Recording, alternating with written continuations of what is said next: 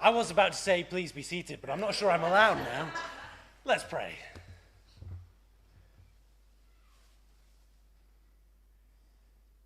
As we gather this evening, Lord, remind us of all that you have called us to do in this place.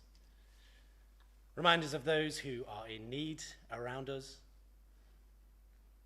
of those awaiting justice and fairness. Remind us of those who are struggling with the cost of living. And in all that is done this evening, Lord, may it be done in that spirit, aware that there is a community around us, a wonderful, vibrant, joyful community, but one that also needs love and care and support. So we pray your blessing upon this meeting, that all that is done here will be for the building up of justice and fairness and mercy and love in the town of Blackpool. For we pray this in Jesus' name. Amen.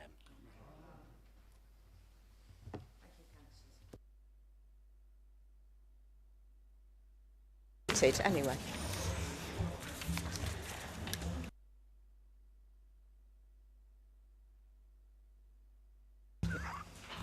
Shall we go on? Thank you very much for your attendance tonight. Can I welcome everybody to the meeting, and thank you, members of the public, for attending tonight. Okay, can I ask you councillors to be seated when they're voting, and can I ask councillors to turn on the microphones when they're speaking, and just be aware that there are members of the public that are listening. So, have we any apologies for absence? Okay. No. Okay. Declarations of interest. Can I ask councillors to declare their interest if they have any, and their type of interest?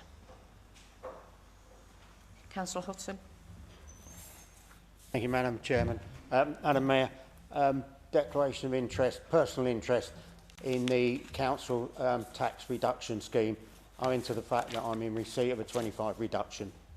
Thank you, Thank Councillor. you. Any further? Councillor Cross. Thank you, Madam Mayor. I'm exactly the same. Okay, thank you. Councillor Bird. Good. Councillor Burdess. And me. And Councillor Taylor. Councillor Burdess. Yeah. Thank you, Madam Mayor.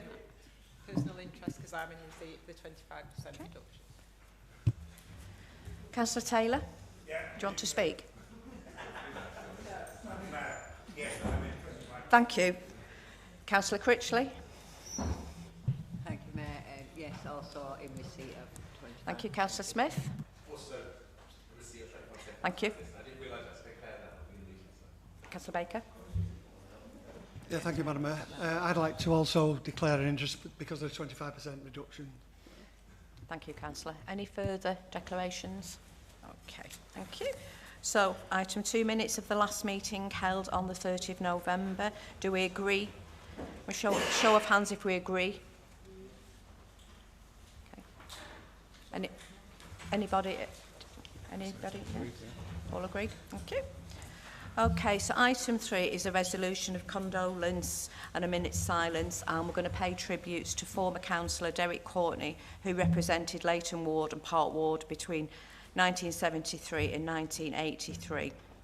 Also, tributes to former Blackpool Blackpool and Fylde coroner Anne Hind. So, have we got any speakers regarding the late Councillor Courtney? Okay, so Councillor Taylor. Yes, Madam Mayor. It is with sadness that I rise to move the vote of condolence on the death of former Councillor Derek Courtney. Not many, I think, in this council will remember Derek, who served as a representative of, well, first of all, a Leighton from 1971, when it was a much bigger ward, and then afterwards for a Park Ward.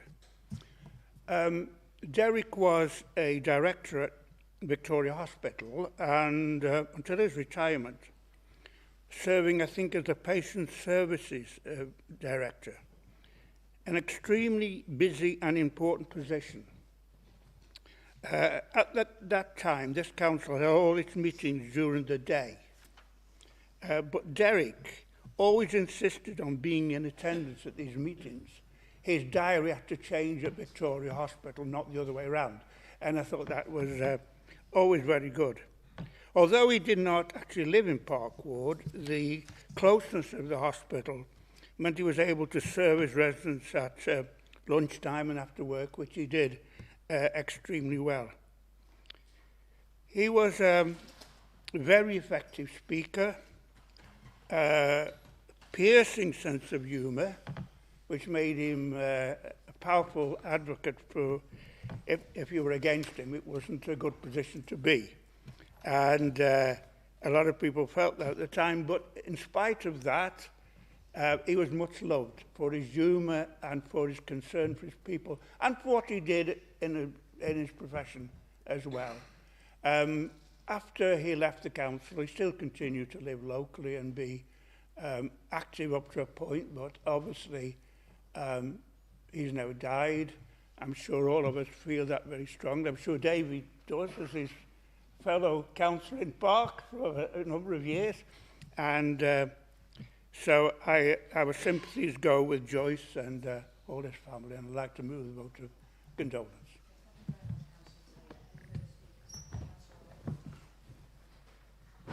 Thank you, Madam Mayor, for allowing me to take part in this acknowledgement of the work that Derek Courtney did for this town and indeed for our council. In 1973, you know, it's a long time ago, but the council then was 68. The year that he was elected, the 17 aldermen in local authority reorganisation departed. Well, he was facing part of a council then of 11 Labour members out of, I think, 51, and 41 Conservatives. I can tell you, and looking opposite at the benches of the opposition now, life was a lot tougher in those days for anybody trying to find out what was happening, because there wasn't the transparency, the openness of these days, where anybody in the council is party to whatever is going on and can find out what was behind things. I remember Derek, and of course, as Ivan has remarked, he was the Patients Services Officer at Victoria Hospital, in charge of over 400 clerical staff. And in his meetings, he always took the view, and he had a wry sort of humour, as Ivan has remarked at. And I think it was Jeremy Paxman some years ago who picked up that phrase. It had been coined, I think, by Louis Heron, who had been one of the doyen chief correspondents of the Times. And he'd said that when a politician tells you something in confidence, always ask yourself, what is this lying bee lying to me about? And I think because he was a bit of I had to a bit of obfuscation, I suppose. He reckoned that we had to read between the lines as to what was before us in this council chamber. What were the majority group up to that we don't know about? And it was that sort of prying investigation, a need to know, that guided everything that Derek did here. It's rough being in opposition. You can't do much to alter events, but you've got to be very, what shall I say, assiduous in finding out what is the real truth. And Derek was a dab hand at that. He was greatly loved in Park Ward and Leighton Ward for a couple of years before that. And he had a wry sense of humour. All the streets on Grange Park had their own names. I can remember his giving Forshaw Avenue the name Foreskin. Convent Crescent was always Convict Crescent. You might guess why that might have been. But he was a likeable chap. I don't think he had a cross word for anybody. The people on the park, as I say, loved him to bits. One little quirk.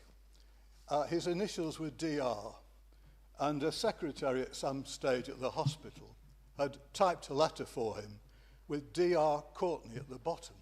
And I think the D and the R were very close together. And everybody laughing about it. I mean, Derek never corrected them, but everybody knew that he wasn't Dr. Courtney. But he was quite happy for people to believe that he was. When it came to, I was on the council for two terms, and I was deselected in Park Ward, ostensibly because I wasn't left-wing enough, even though I'd been the chairman of the Filed Youth Campaign for CND. I'd been arrested in Liverpool. I was a member of the Committee of 100. I was a passing member of the Spies for Peace, and I spent days in jail in Yugoslavia. But that didn't count for left-winginess to the people of Park or the ward members. But Derek, misplaced loyalty, I suppose. He decided that if David wasn't good enough for them, neither was Derek. And he declined to seek re-election that particular year. And I wish he were about now. I wish he'd been around for these last few years, because he would have enjoyed the cut and thrust of Labour in power. In the 1983 elections, Labour had 8 out of 44 members, and it wasn't until 1991 that we took office with 27 out of 46 members. And Ivan, of course, was leader of the council at the time. And I'm quite sure that Derek will be looking down on us now, wishing the Labour group well, and particularly the people of Blackpool, for whom, as a person who had immigrated from Kent, would have been delighted at the progress this town has made, whilst he's not been part of it. Okay, thank you very much, Councillor Owen. Okay, so we're going to take some tributes now to... Oh, sorry, any further speakers? Okay, Councillor Jackson. Thank you, Madam Mayor. I think I'm the third member that was around at the time Derek was a councillor. I'm not sure whether... Were you around? No, I don't think you were. So, yeah, I had a privilege of serving with Derek as well, way back in the 1971, from the election that time. And like the other two speakers, I had a great respect for him. He was someone that believed passionately about helping the ward members that he represented. And it was interesting at his funeral the other week that the family, the chapel at the crematorium was packed with people from the hospital and the family and a few friends.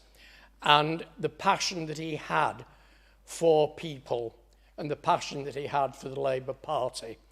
And as the members of the family spoke, they all expressed how he had inducted the children into following his pattern and following Labour.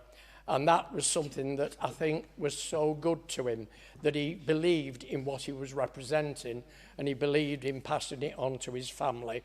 And I shall always remember that and the respect that I have for him. Thank you.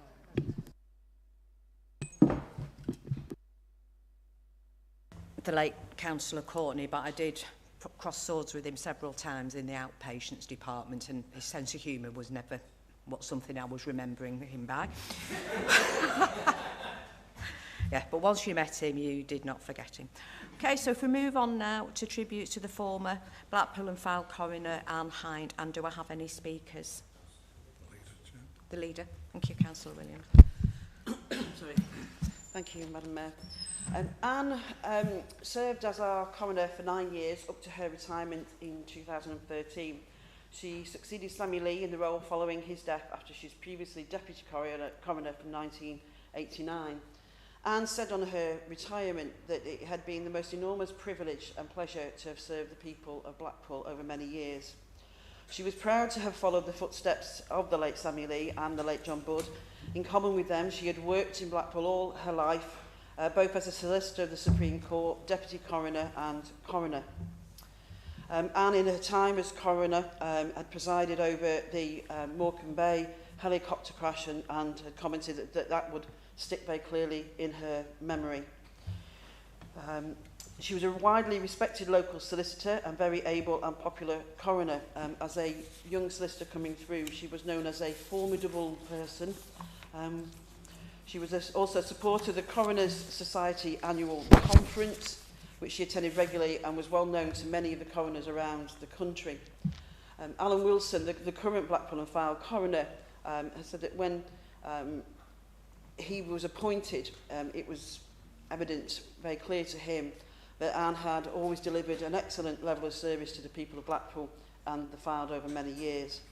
Anne was also a Rotarian and was appointed president of the Blackpool South Rotary Club soon after her retirement, in succession to her husband Eric. She was previously being club secretary. We remember Anne and thank her for her contribution, service and commitment to the town. Thank you very much, Councillor Williams. Any further speakers? Okay, I'm going to move a resolution of condolence.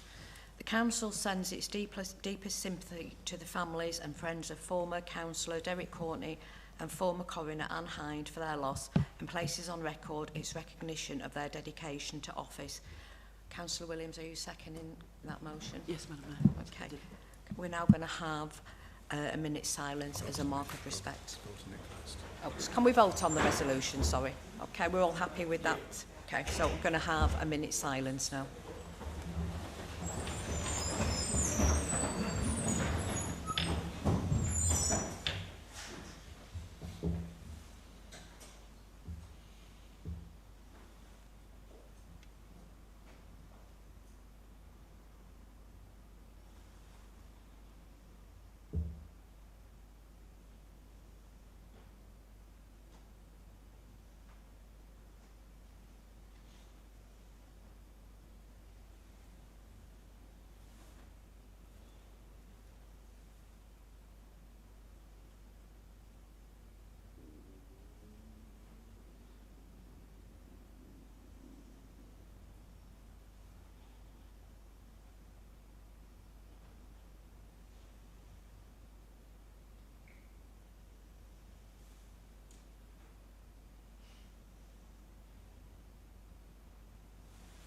Okay, thank you, councillors.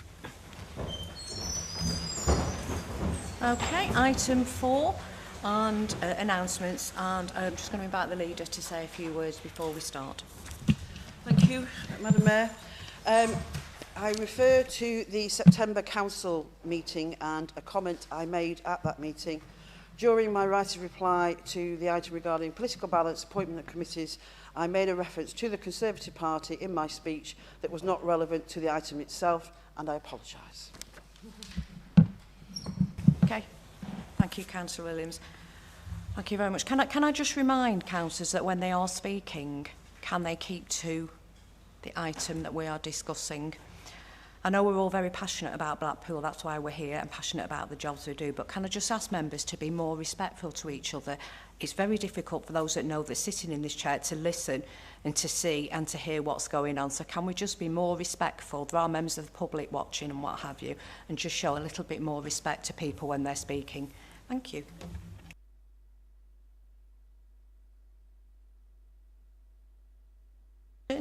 I do believe we've got Mr. Ian White representing Stay Blackpool, who's going to address the council for 5 minutes. Okay, following that, there will be a response from the leader of the council. You okay, Mr. White? Take your glasses. We're ready when you are. Thank you. Madam Mayor, honourable members of Blackpool Council, I would love to deliver a glowing account of the independent holiday accommodation sector. Sadly, all I can deliver is a wake-up call. The town's shiny future is fantastic, yet the foundations need drastic attention. Blackpool is built on holidays for the masses. We must take time to support the little B&Bs and their owners, often living in basements, kept almost dry by a reliable sump pump. These Blackpool ambassadors are on duty 24 hours a day, managing guests, promoting the town and all the great things going on. Yet they've had little support since the days of the Tourism Support Bureau.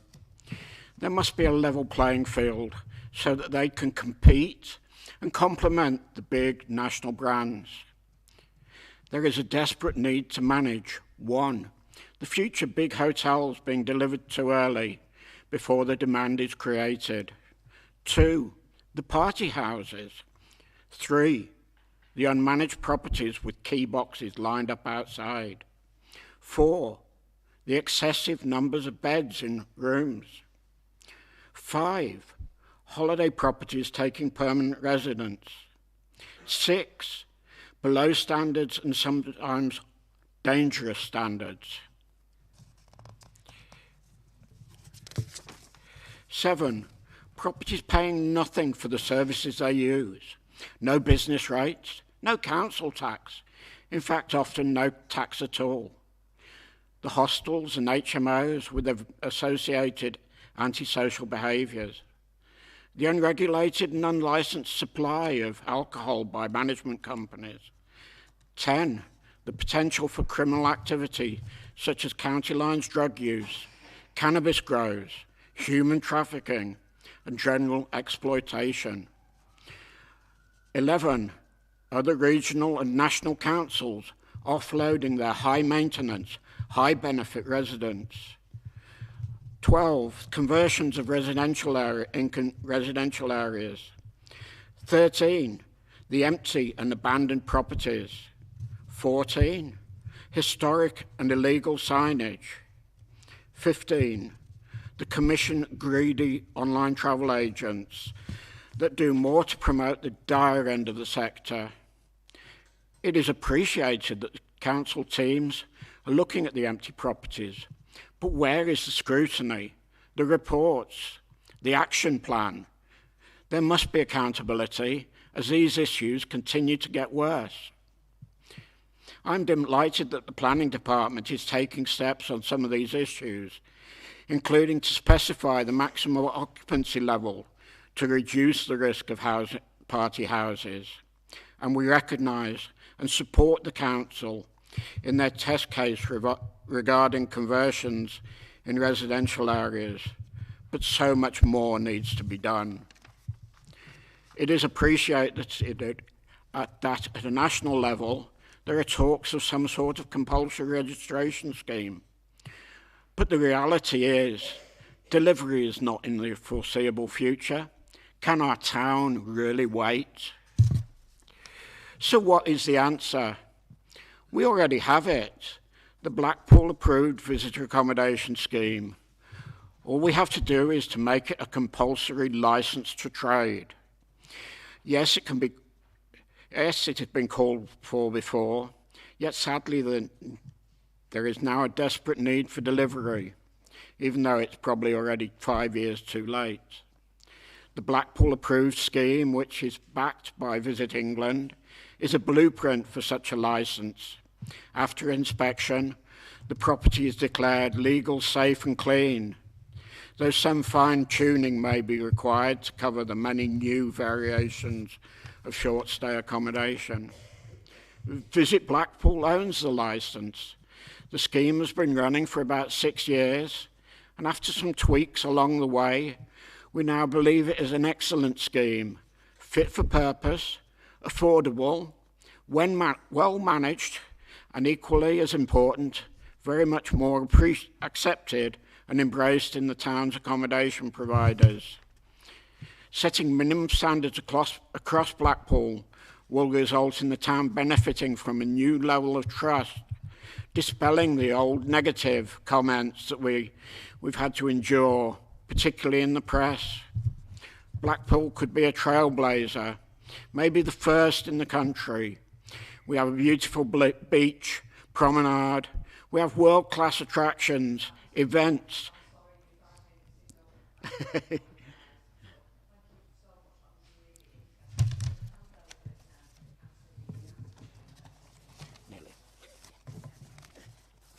Thank you, Madam Mayor. Thank you, Ian, for your comments. I had understood, so the majority of what I'm going to respond to is in relation to, because I think you said we're going to talk about short stay accommodations, but I'll come back to some of the other points. But I think you've covered every sort of issue kind of that we're aware of, so I'm not going to be able to respond to all of that, as I'm sure you'll appreciate. So we share the concerns about the proliferation of short stay accommodation sector across the town. We are concerned in relation to this largely unregulated development with at least 454 properties now on the list that planning enforcement hold and are aware of. We have taken part in the formal consultation conducted by central government and are awaiting feedback. We expressed concern regarding the impact of the growth in short-term lettings on private rental markets. The increase in the number of properties used for this is reducing the amount of accommodation available for short-term lettings, thereby exacerbating a shortage of housing supply and increasing rents. Also, the removal of a significant number of family homes from the market and the impact on hoteliers and holiday areas. A major concern is noise, antisocial, nuisance behaviour and parking issues, and of course rubbish, where in particular these properties have appeared in residential areas and in some cases becoming party houses, as you've commented. There are other issues, but fundamentally these premises need to be regulated in terms of licensing scheme with physical checks of premises.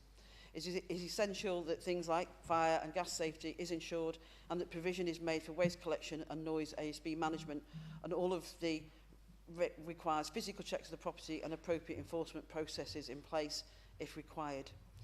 In relation to this, I'm aware that DCMS is currently refining options for a national registration scheme for short-term lets. While this might give more visibility of those operating in the market, we will continue to argue the case that any scheme needs to address the more fundamental issue that people cannot be allowed to trade on a whim and must be underpinned by robust standards, not least to protect the consumer. In fact, we've already started to scope out what a Blackpool registration scheme might look like, and we will share this with you and the local industry before discussing with DCMS.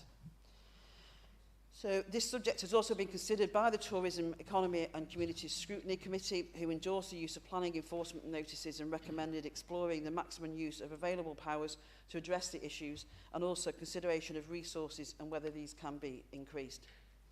In addition, a meeting has been held with Airbnb Association, where it was agreed that we would work more closely together by sharing information which could be used to allow Airbnb to use sanctions against any of its members who do not comply with their regulations regarding how the properties are managed.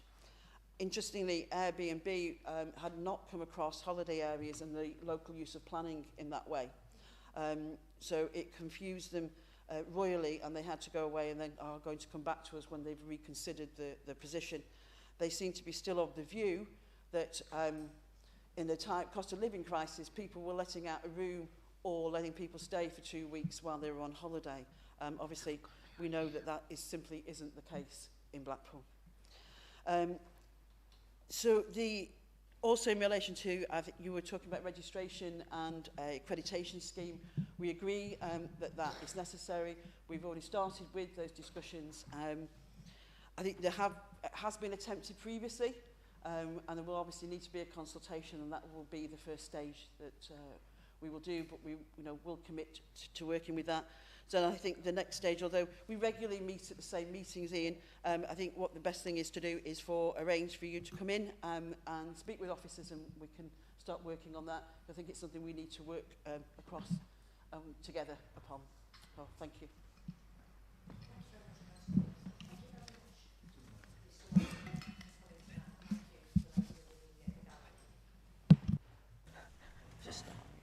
Thank you, Mr White, for that. Thank you, Councillor Williams, and thank you very much, members of the public that have come to listen to that.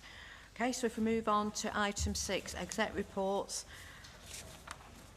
It's the corporate portfolio, and Councillor Williams to present. Councillor Williams to present.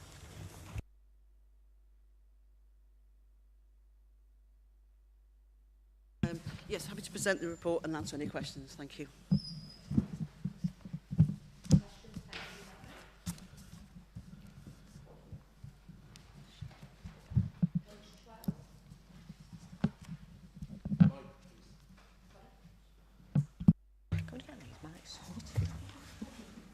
Sorry, Councillor Mitchell. Yeah, page 11, sorry. Thank you. Regarding the multiversity, this is brilliant news, and another 40 million in levelling up funding from the government brings that total additional funding poured into Blackpool since the 2019 general election to over 300 million. And congratulations to all involved in securing that funding. However, it seems we could have had more. Despite my prior warnings following the Council's failed original levelling up bid that we needed to be more imaginative, 2 of the 3 elements of the first bid were recycled for this one and then, unsurprisingly, rejected. It's the 3rd or 4th time the Post Office bid has been submitted to the government for different funding pots, and this council haven't seemed to grasp that it isn't sufficient. We already have a failed hotel monstrosity on the prom, and the public don't want another hotel. When will we try something different in this location?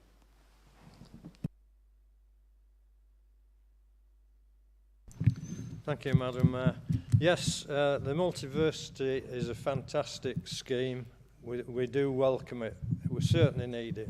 This town has long wanted a university. You know, everyone who goes out of Blackpool to get further degrees and so on, we lose them. They don't come back. That's the sad side. But in terms of the actual application, what concerns me is knowing the problems in terms of car parking at the sixth form. The students all roll up very quickly with cars. They'll be just the same going to a multi-university in the town centre. Where will the car parking be provided for this? Bearing in mind there's also going to be an office block for 1,000 to 1,500 civil servants in the future. And I know if I go to Bickerstaff House for my share meeting, it's difficult finding a space even now. So that's my only query about it. Thank you. Yes. Thank you. I've been told to behave myself tonight, so I won't go for the jugular yet. I can agree with what Councillor Clapham's saying about space and parking, but one of my issues with this are the existing houses in the area that we're going to have to compulsorily purchase.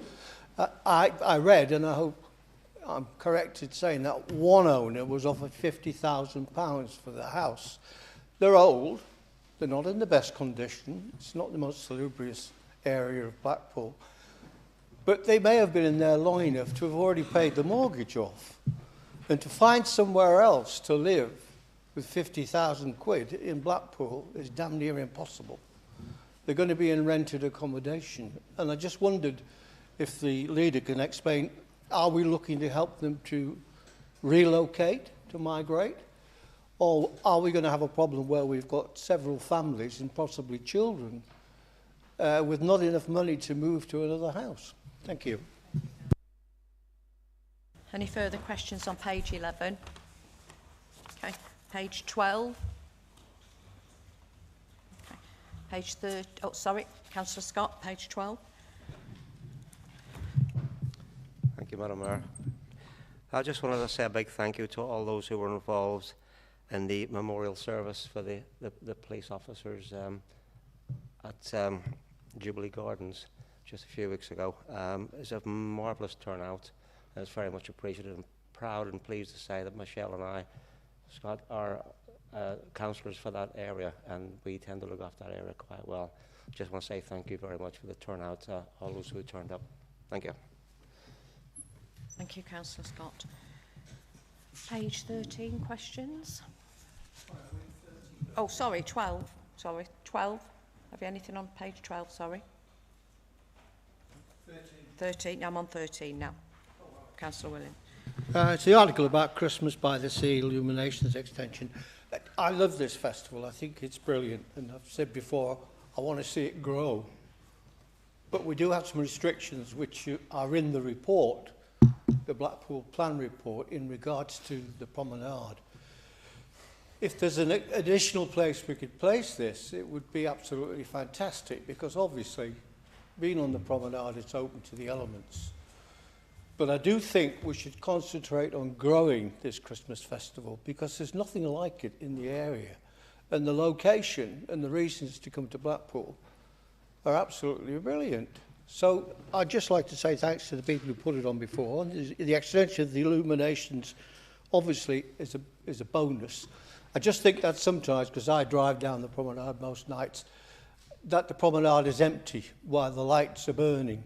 And I think we should review, not just during this period, But through the whole of the illuminations period, we should review as to what time we switch off and what days we have a full display. Thank you.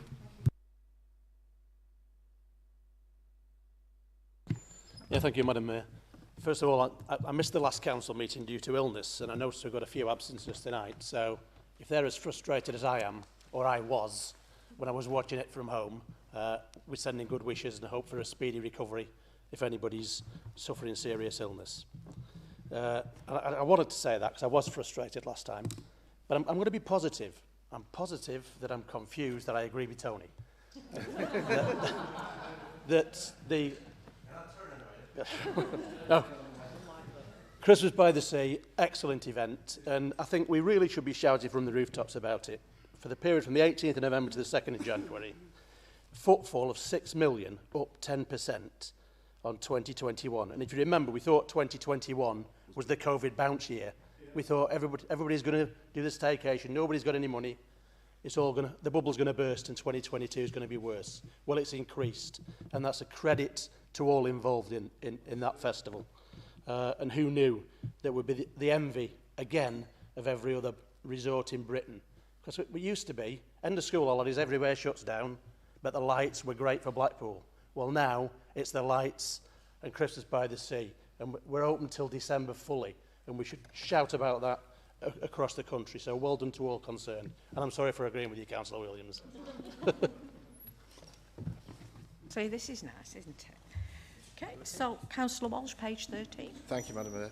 It was 12 and page 13, okay. And it's regarding the fire on Boxing Day, a recent business meeting.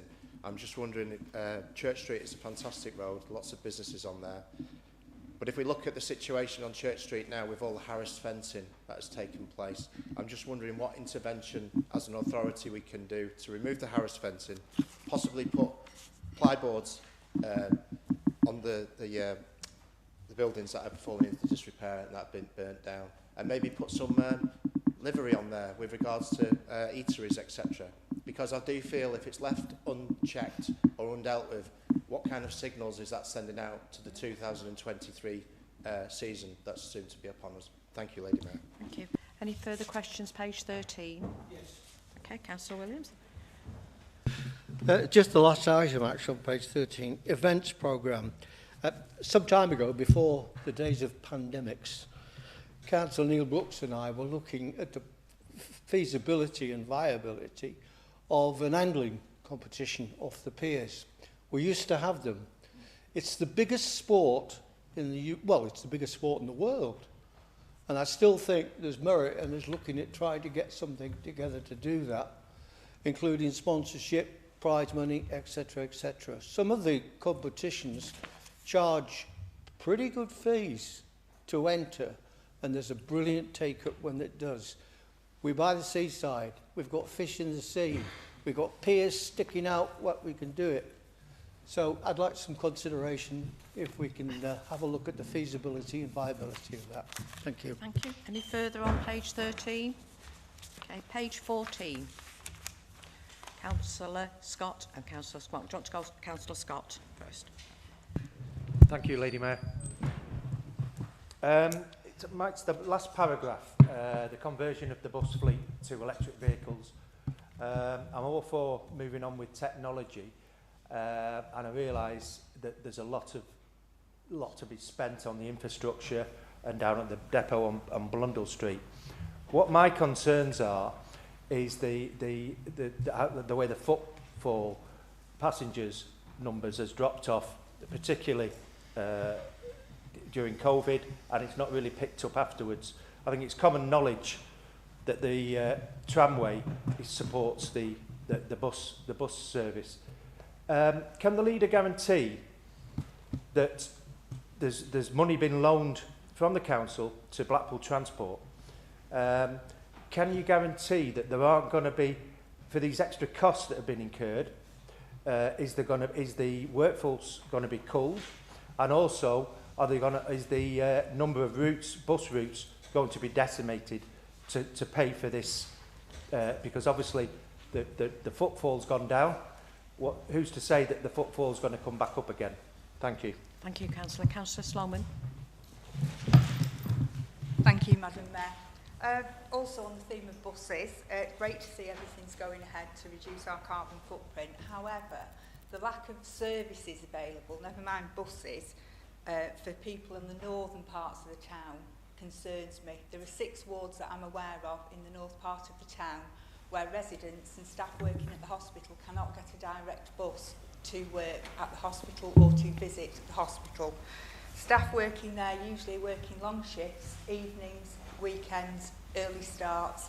It can be an hour and a half's travel for what would be possibly 20 or 25 minutes if we provided a direct bus route.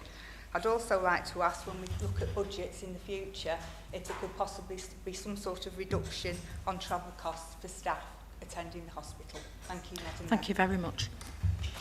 Okay, any further questions on page 14? Okay, Councillor Williams for response. General question. Oh, general questions, sorry, do apologise. General questions. Councillor Smith. Thank you, Madam Mayor. I was just wondering if the Leader of the Council would agree with me that we've done a fantastic job over the years in supporting the libraries in Blackpool. I'm fortunate that in Victoria Ward we have 2 libraries, one at the south end and one at the north. And they don't just serve Victoria Ward, they serve the adjoining wards as well, Tilsley, Bloomfield, Waterloo Ward and Highfield Ward. And yeah, I think I've mentioned them all, yeah. Horside wards as well. They all benefit from those 2 libraries. And I think we've done a fantastic job, and we don't really give enough publicity to the good work that we're doing there. And I also appreciate the way that the people in the area are supporting the libraries, particularly the menfolk as well, who are getting together in the 2 libraries at Revo and at Palatine, in encouraging them to work with young children, their families, to help them to learn to read. And I think it's a fantastic thing that here in Blackpool we are supporting the library service, where in many other towns throughout the country libraries have been shut and closed, and it's a fantastic achievement. Thank you, Mr. Mayor. Thank you very Madam much. Mayor. Well, okay, I've got Councillor Smith and then I'm still Mr. Mayor. I'll answer to anything. Okay, Councillor Smith. Thank you, Madam Mayor. I just want to, on behalf of the Leader, if I can do, respond to the questions raised by Councillor Walsh. I was at the hotelier meeting the other day regarding that. I could comment on it, but I could comment on regarding the question Councillor Walsh has asked. I myself understand that the heritage fencing outside the properties are sort of don't look that a bit concerned really. They don't look very nice, but also, as you see my emails on my phone today, because I've had communications with the officers and emails regarding trying to improve that area myself personally. So I just sort of say respond back to the question that was raised at the hotel meeting yesterday, and to see what we can do to hopefully the Leader can agree with me what we can do to improve it, the look of the heritage fencing, maybe hoarding around it where it's not being see-through, to maybe a bit of advertising on there as well, promoting what Blackpool's doing. Thank you, Madam Mayor.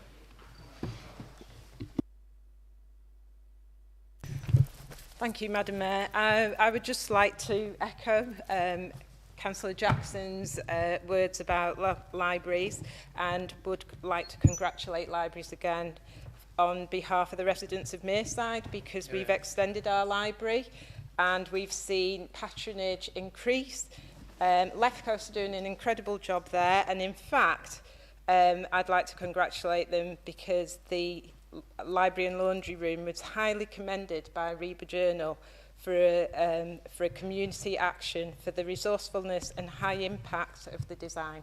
So just to put that through and pass on congratulations and thanks from all the residents from Mearside.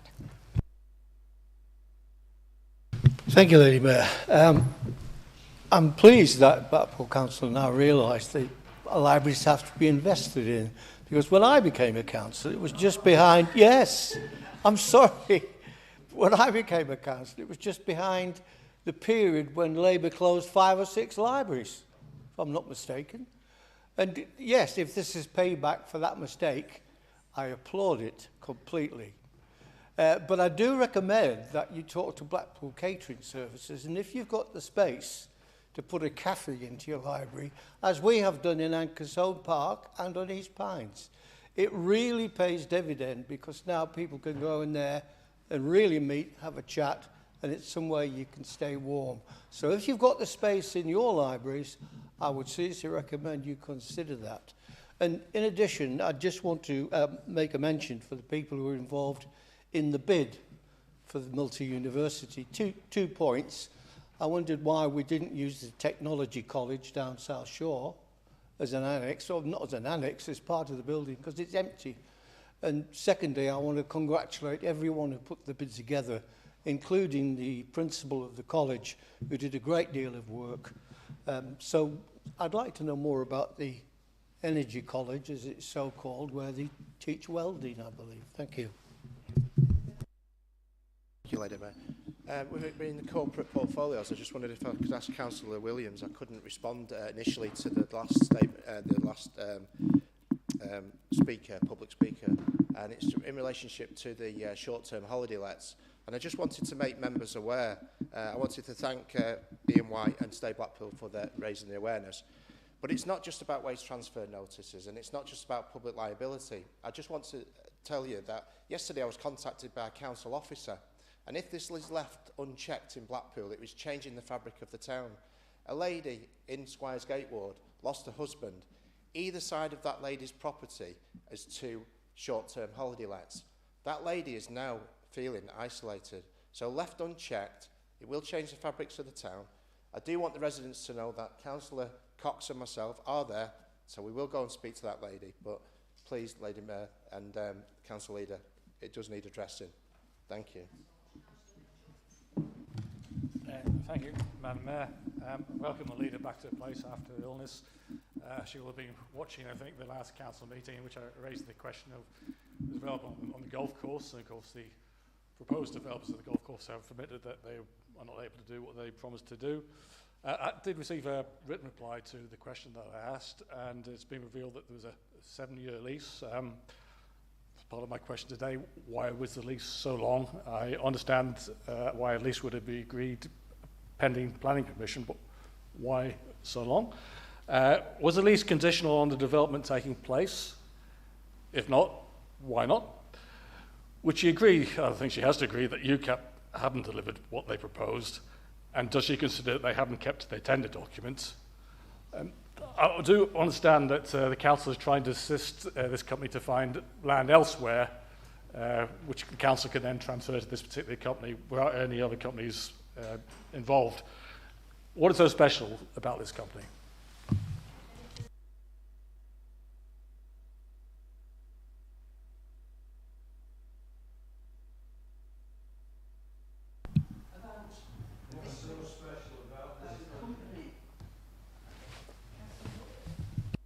Lady Mayor, it's just prompted me about something. I got an email from a member of the golf club, and there's a great danger that the current company running the golf club under lease are going to be throwing them out of their clubhouse, and it's imminent. This is the clubhouse that stood for years, almost 75 years, I believe. Sorry? 90. Wow, it's a long time. And to lose this and the membership of the people who've supported this club over the years is absolutely disgraceful. They were part of the large company that were never going to build the development on the east side of the course. So why isn't it compromised? Why have we got 2 leases for the same section? I understand UCAP and all the rest of it. But there's a real danger we're going to lose not just the building because they're going to turn it into something else like a retail unit or whatever, but the members themselves who pay. And the golf club is not losing money, it's actually in profit. But we don't see any of it. Thank you. Thank you, Madam Mayor. Just a comment in the question about the multiversity and relocating the people in that area. I'd just like to reassure members that Councillor Smith and I, it's part of our ward, and as such we've been meeting with the Growth and Prosperity team to ensure that the residents in that area affected are all being listened to and worked with individually so that the council will do its absolute utmost to make sure that those people get the support that they need. Thank you.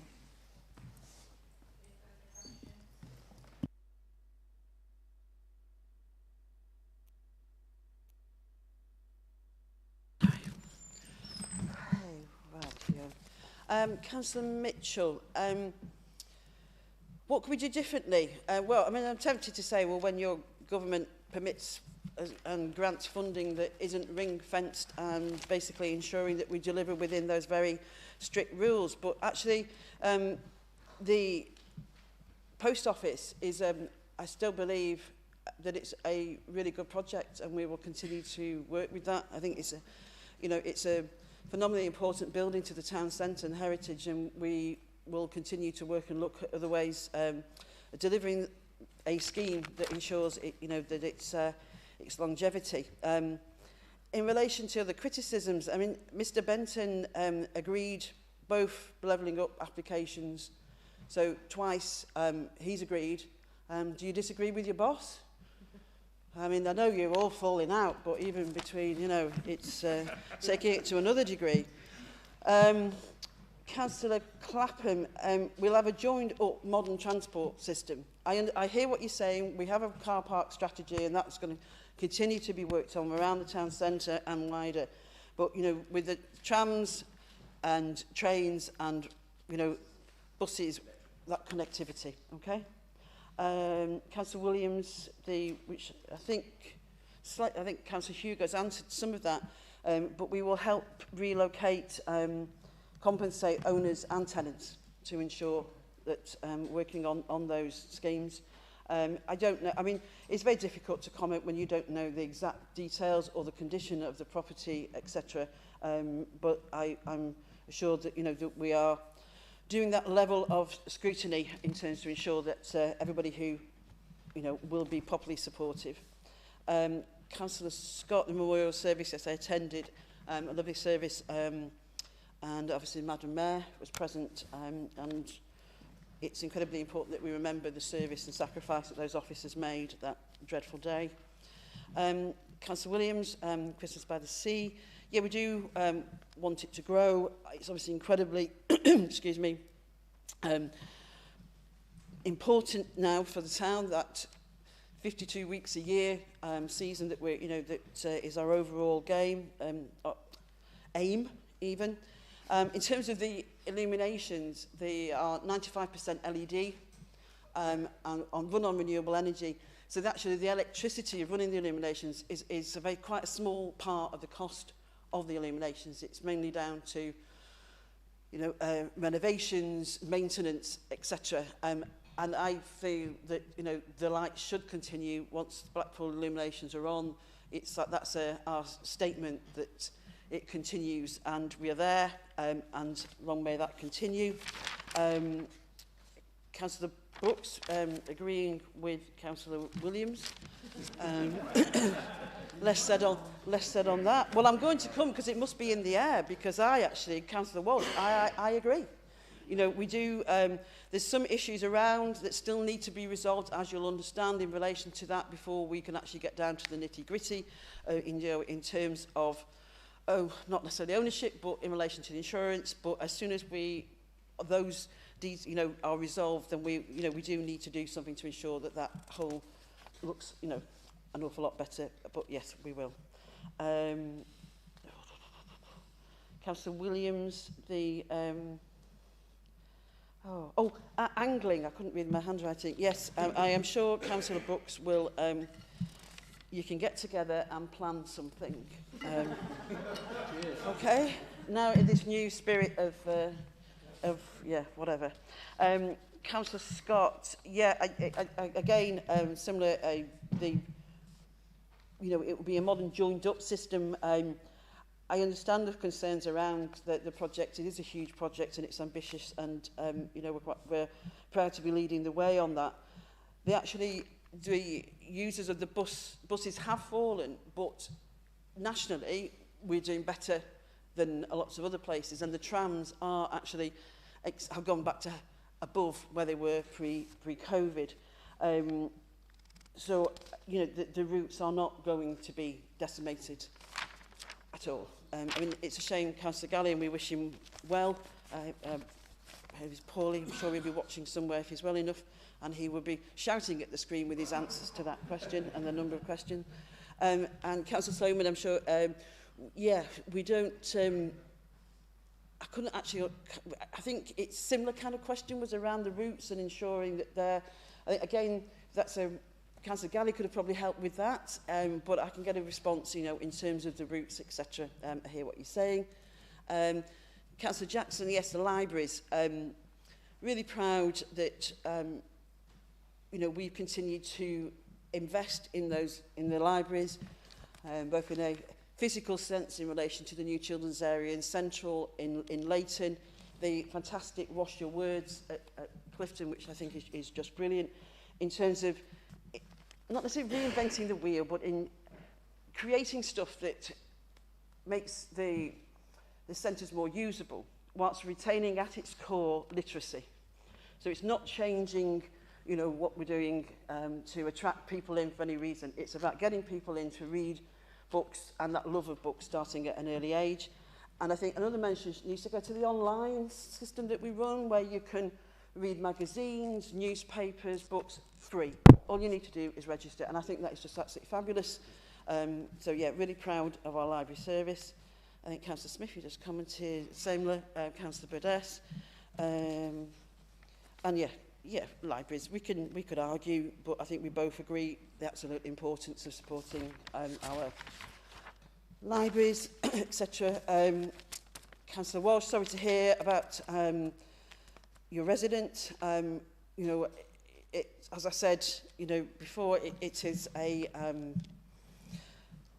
it's a problem that is affecting lots of different areas across the town, and it is not acceptable.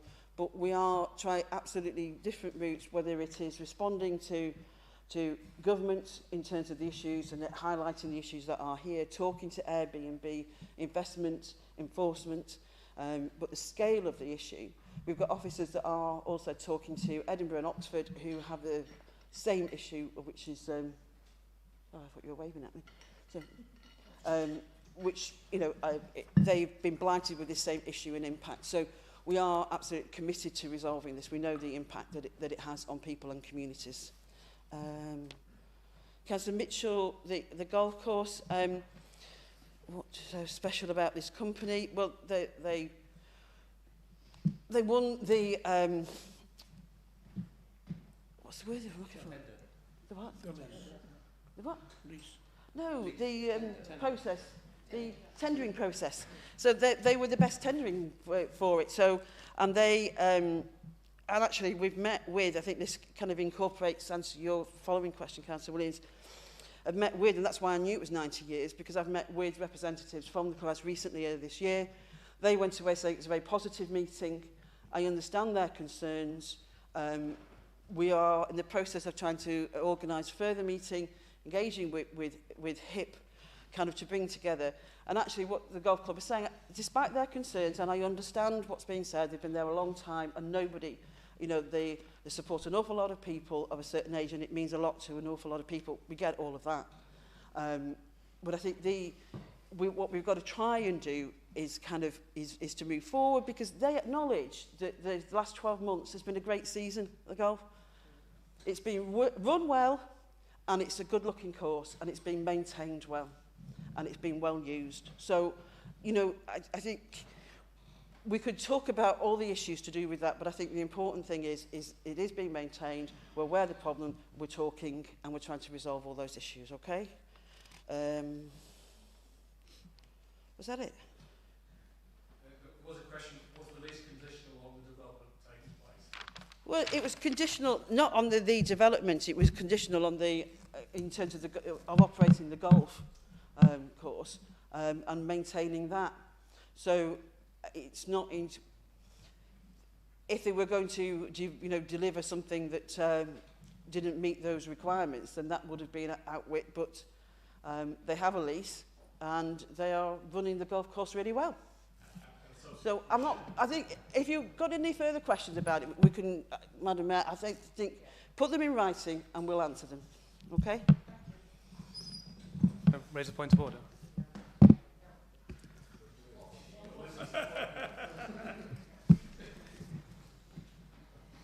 Is it Councillor Mitchell? Councillor Lynn Williams had to apologise at the start of this council meeting for inappropriate and irrelevant comments regarding the Conservative Party.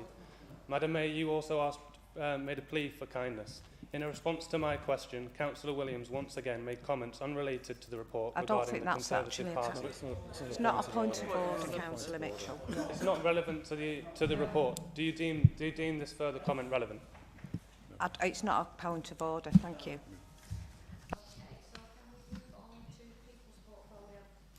If it's Councillor Hobson to report.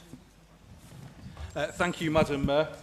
Just by way of introduction to the report, I do have a couple of items to report on. You'll see in the report that the update on children's services includes reference to an Ofsted inspection. Well, we've had the results of the Ofsted inspection today, the final report.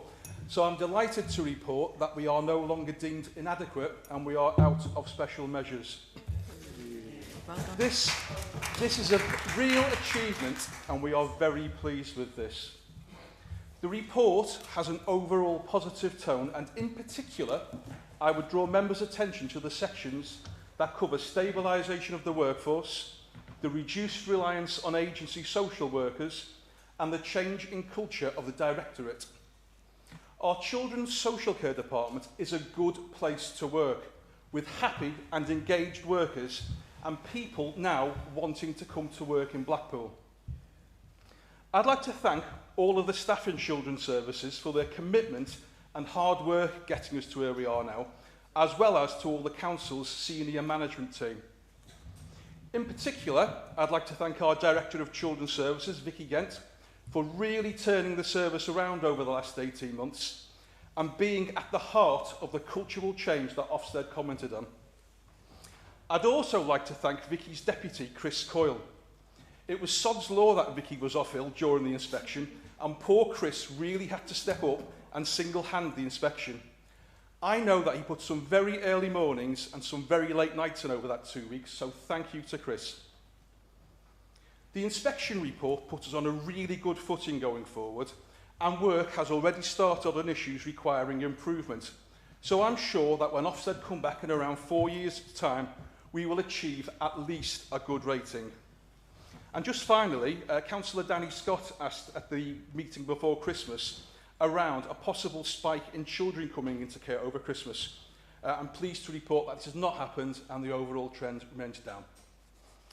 The second item I have to report on, Madam Mayor, I was reminded by a colleague earlier this evening that we are in fact celebrating an anniversary as a council this month. It's 10 years ago that this Labour Council set up the free school breakfast scheme to ensure all primary school children received a breakfast to set them up for a day of learning. The then Conservative group were opposed to this scheme, despite head teachers telling us that children were arriving at school hungry and lethargic and therefore struggling to concentrate on their lessons. Since then, over 30,000 children in Blackpool have been able to enjoy a healthy start to the day and have been able to learn and thrive and will continue to do so, especially as the cost of living crisis deepens. Thank you, Madam Mayor.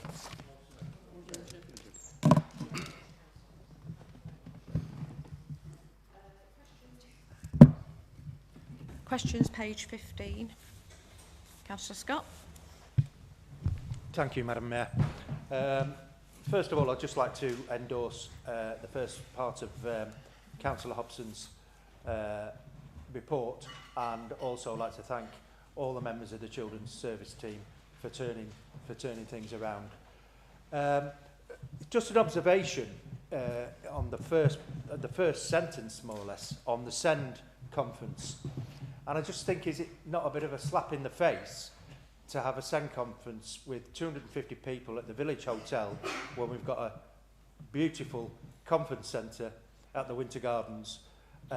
Maybe it wasn't, I know people have got the right to choose where they have a conference, but seeing as it was in Blackpool, did we not make a big enough voice to have it at the All Singing, Dancing conference? I personally was at the inaugural conference of the Conservatives last spring, and it's got excellent facilities, and I just thought that this would have been a prime location to have the SEND conference. Thank you. Thank you very much. Councillor Williams. Thank you, Lady Mayor. I'm delighted we've got to a good standard within our children's services. It's been lacking for many years, and people have heard me speak on this issue. many years over the time. It concerned me a great deal. But there are still areas that need improving, which of course are the multi-agency response to children suffering from domestic abuse, work with partners to strengthen their contribution to early help and neglect, and sufficient placements for meet children's assessment needs and the timelessness of meeting children's dental and emotional needs. Well, I think we'd all like more dental treatment if we could get it. It's as simple as that. But I'm sure you'll be working and focusing on these, and there are some further recommendations. So we might even get better than good. And if we continue to improve, it'll help our own local economy. The cost of children being put into places outside of Blackpool, again, I've been saying this for years, is going to have a serious financial impact on our budgets going forward. So it's good news, and let's hope it continues to be good news. As for the free breakfast, I'd just like to remind Councillor Hobson, I don't know exactly, it's that long ago, and I've been to sleep since, I actually voted for breakfast clubs. I wasn't against breakfast per se, I was against just giving them food. I wanted to see a breakfast club where they could come in early in the morning, they could revise their homework, they could get some guidance, and they'd have a respite time before they went into lessons. That was my view and opinion on that. But what does concern me, it concerned me then and it concerns me now. Has he been to see the very large bins outside school just before lunch? They are full of food waste. Full. To falling over. Now, I don't know what we can do with food waste, but there must be some mechanism. We don't have any pig farms around here, because when I was a kid, that's what I used to do. I used to go around with a few friends and the owner of the farm collecting pig swill from hospitals. Terrible. Used to smell great when you were cooking it, but terrible to eat. So it is a problem. And I know that catering will looking at trimming down to provide a more streamlined meal. But nevertheless, in these days, in these times, to see so much food waste is not good. Thank you, Lady Mayor. Page 15, questions? Okay, Councillor Collett. Sorry, Lady Mayor, is the page before the one we were just on? Is that okay? 15. Yeah, Yeah. is it?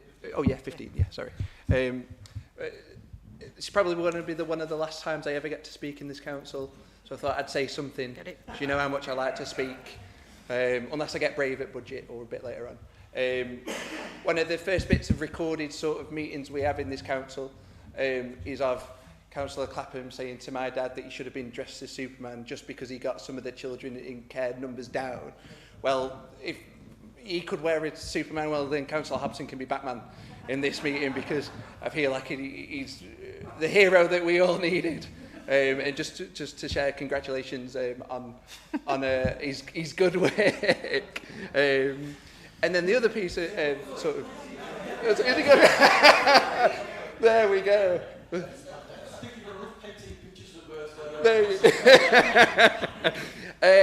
the other sort of congratulations or sort of recognition I think we need to give is to oh, he's gone.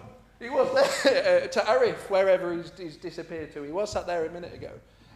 Just in terms of sort of the nursing and ambulance strike. So I am a nurse, and in the spirit of being nice to each other, I'm not going to get too political about it. But the hard work that just when you think COVID was probably the bane of his existence, now having to deal with all this, the man hours and the coordination that Arif and our social care team will have to be putting in just to keep people safe and keep some of the other systems from failing is a tremendous amount. And I think this is one of those sort of quiet things that would sort of go under the carpet, and I feel like he probably deserves a bit of recognition for that, because it's a huge job. Blackpool didn't go on, the ambulances did, but our nurses didn't go on strike. But the way the health system is and stuff at the moment, it doesn't make it any easier. And also the surrounding areas did go on strike, so it does have further impact to us because of how and where we are situated. So I just thought I'd extend our gratitude to Arif and his team and the social care team as well. Thank you. Any further questions on page 15? Okay. Page 16. Okay, Councillor Stansfield. Thank you very much, Madam Mayor. Again, it's in vain with the new harmonious 2023 spirit in the council. I think it's a fantastic result that we've got to. The only thing that really lets it down is the fact that we've only got 1 out of the 4 that are good, and it seems to be that our partners are the ones that really aren't stepping up to the plate to work with us 100%. Can you assure us that over the next few months we will be pushing this and we will be getting them up to speed to work and get the rest of our children's services good rather than just, as it is at the moment, just falling short? Thank you, Madam Mayor.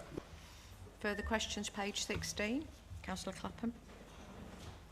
It's only a short question. It's about out-of-borough placements for looked after children. I just wondered if any work had been done in this area to either find a site or a building that can be used to house some of the children that are out of the borough, and probably use the offices of our wholly owned companies probably to promote that side of the business. Could be Blackpool Housing, Blackpool Coastal Housing. I'm quite sure that they would have the knowledge to find us a building or a site to develop somewhere to keep these out of borough children. And long term it would save us a lot of money and could be a very prosperous business. Thank you. Thank you, Councillor. Any further questions? Page 16, page 17, page 18, page 19. General questions? Councillor Williams. It was just a comment in relation to Councillor Scott's question about the conference centre. I presume that it wouldn't have been available because I've been to any number of events there, symposiums, season launch. It is amazing, fantastic facilities. We are, very proud of it and utilising it as much as we can, even for example, for Lightpool. So absolutely, I can only presume that it wasn't available because we, absolutely determined to, use it to its full potential because it is a fantastic space. Okay, Councillor Owen. Councillor Owen. Thank you, Madam Mayor. I want to talk about the credit union, and for that purpose I'm declaring an interest. It's a non-pecuniary interest because I'm a member of the board and indeed recently made its chairman. It's 15 years ago since this council embarked on a financial inclusion strategy, and of course we've now got a new one, which I think Councillor Brooks is largely responsible for. And in the pages, I'm talking about Appendix 1, it tells implementing the strategy that will be to encourage increase in the use of credit union services, and of course hoping to reduce the impact in Blackpool of loan sharks and general payday lenders. And I think it's salutary to note that in this cost of living crisis, the credit union has up or down of about 5,000 members. Thus far, we've made 24,000 loans and lent £21 million. 470 of our members work for Blackpool Council. In November alone, just before Christmas, we made 441 loans. Of those, payroll deductions counted for 10 employees of Blackpool Council and 8 from Victoria Hospital. My concern, Madam Mayor, is that we're not thriving. 5,000 might seem a good number, but when you think that in America and Canada, virtually every family is a member or members of their local credit union, and in Ireland, north and south, again, a very high proportion of membership. And of course, we can't make loans unless people invest in the credit union, and that's my plea this evening. I want members to be members of the credit union. It's not asking much. you can be putting aside a 10 or a 50 pounds a month, whichever. You can save with us from an altruistic point of view, that you are taking part in a very worthwhile cooperative, a non-profit making body, which has its very heart serving our local population. And I think we do it very well, with very modest outgoings, a very dedicated labour force of a handful of people. But we want to do a lot more. And I think when you look at the way the credit union works, largely deduction at source from wages of employers who are involved with us, and the use of the telephone these days with young people. Everybody seems to be able to use the technology. But it's a very worthwhile exercise. It's one that this council gave birth to, and I do hope that the current financial inclusion strategy will do its best to publicise, to broadcast that the credit union exists.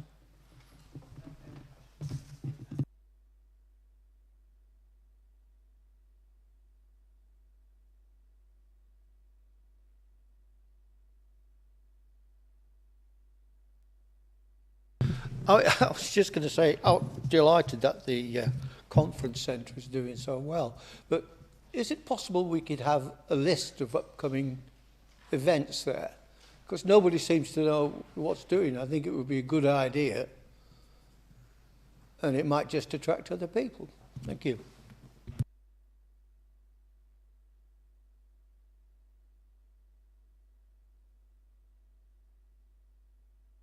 Again, mine's just a quickie, really. I see that the government asks for the annual rough sleepers figure. I wondered if we could have the figures given on a more regular basis for this council, because I'm quite sure we have the agencies going out week by week by week, and it would be very informative to let us know how things are going through the year. Thank you. Thank you. I'm staying on the same subject. The government say once a year. I don't think that's enough. And I think we should take the initiative and increase the frequency of those counts, because it changes day by day, week by week. And the times we go out are at critical weather times. I agree with that. But of course, the summer season brings more people. So if we start counting more frequently, and it doesn't take that long because it's virtually just the town centre, I think we'd be ahead of the game on that, and I think it's something we should implement. What gets measured gets done. Yeah, thank you, Madam Mayor. Just a quick comment on the credit union. I declare a personal interest in as the investor if I need to. I put my quids in each month to support the project. Just to follow up what Councillor Owen said, if we've issued 400 odd loans before Christmas, that's hopefully 400 odd people that aren't going to get sucked into bad debt with loan sharks, etc. Because with the cost of living crisis, we're going to have a boom in unofficial loans and all the difficulties that brings with it. So yeah, I'd echo his appeal to everybody to put a few quid in each month if you've got it, and certainly encourage your constituents to get involved with it as well. A particular favourite of one of mine is they run a Christmas club, and it's an account where you put money in each month and you can't get it till November. So it would save having to panic at the end when you're buying your Christmas presents, because you can't get the money till November. And I would encourage people to get involved in that. In terms of the financial inclusion strategy, I will say that we are trying to push it more and more. We're hoping to get into schools and encourage kids to get involved. And that's part of the overall action plan. And we're on with that, because if you start saving when you're a kid, hopefully you'll keep the habit up when you get into adulthood. But yeah, I echo 100% what David said.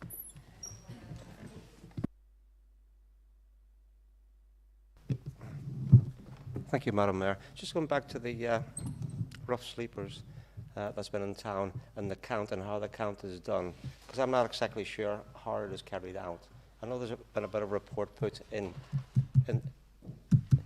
the proceedings for tonight, but do they actually check places like the toilets, the public toilets? Because we have had trouble over the past number of years of the toilets being used as accommodation for rough sleepers, with having 2 and 3 people sleeping in these places. So I'd like to know if the toilets are checked as part of the rough sleeping. Thank you, Lady Mayor. Madam Mayor.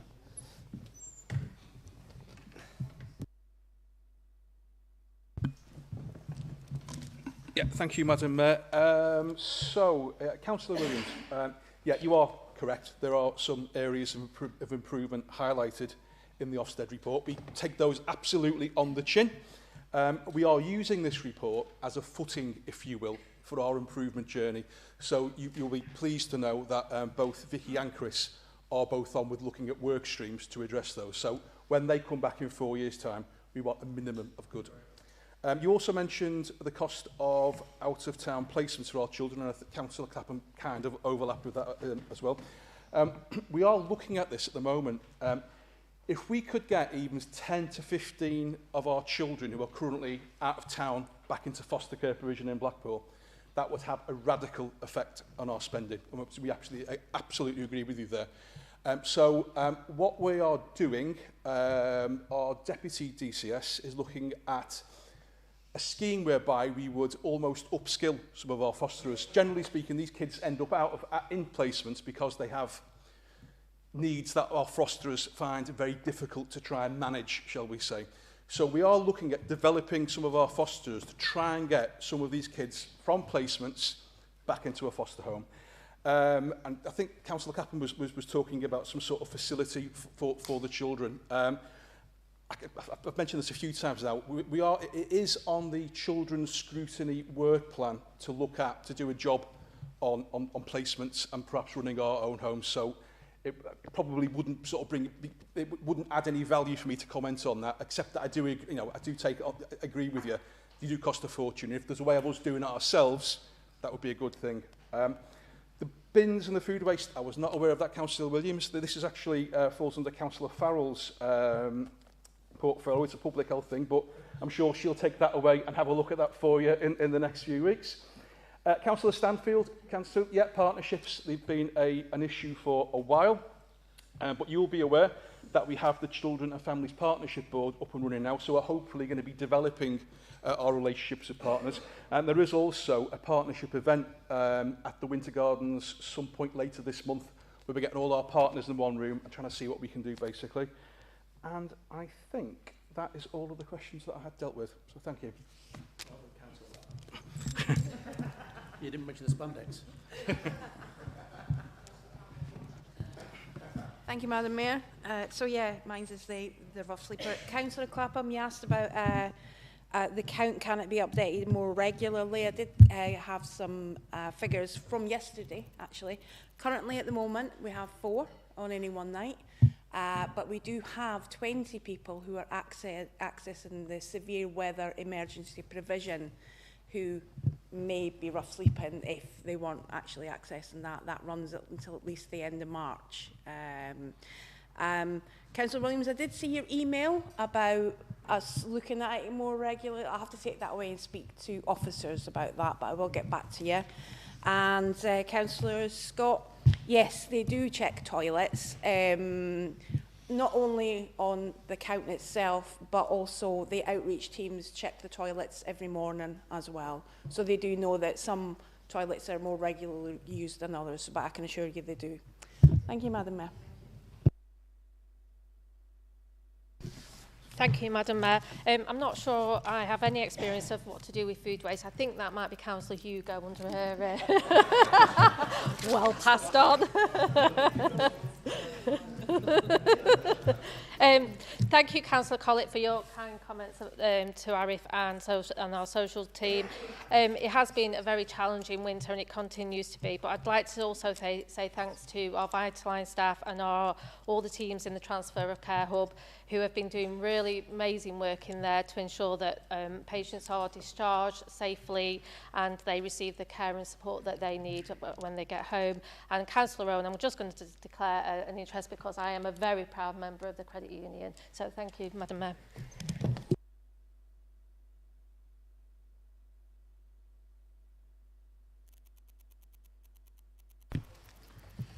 Thank you, Madam Mayor. Yes, I'm extremely pleased to present the Place Portfolio report. Once again, we have a large amount to celebrate. I'd firstly like to thank the wide range of officers involved in the achievements outlined in the report. They're doing great work to ensure our residents have a town to be proud of. This report in particular spotlights the new housing at Grange Park and a commitment to complete the new homes at Foxhall Village, and also another award, this time for excellence in architectural technology for the houses at Troutbreck. It also highlights our commitment to tackle climate change with our electric vehicle strategy and eco-coach scheme. And last but not least, the report celebrates the collaborative work with our Parks Department, schools, volunteers and third sector organisations to invest in, develop and improve our precious parks and green open spaces. Happy to take questions. Thank you.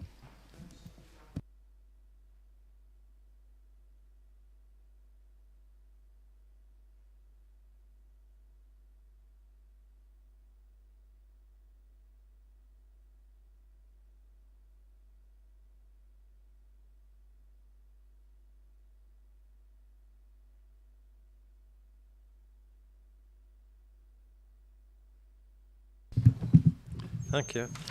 Mine is a general question in terms of parks and open spaces. I'm fed up of complaining about vandalism, antisocial behaviour, dogs running around the parks and so on. It's a never-ending cycle of complaints and requests, and I feel sorry for John Blackledge because he must receive thousands of emails in a year, and the security seems to be fairly non-existent. Is there a possibility of increasing the frequency of the security round the parks? Because the Friends don't seem to get much support, the bowlers don't get much support, and they get a lot of verbal off some of these young children, and they know they can't be touched, and it's a terrible situation. They are a fantastic asset to this town and they should be looked after. Thank you.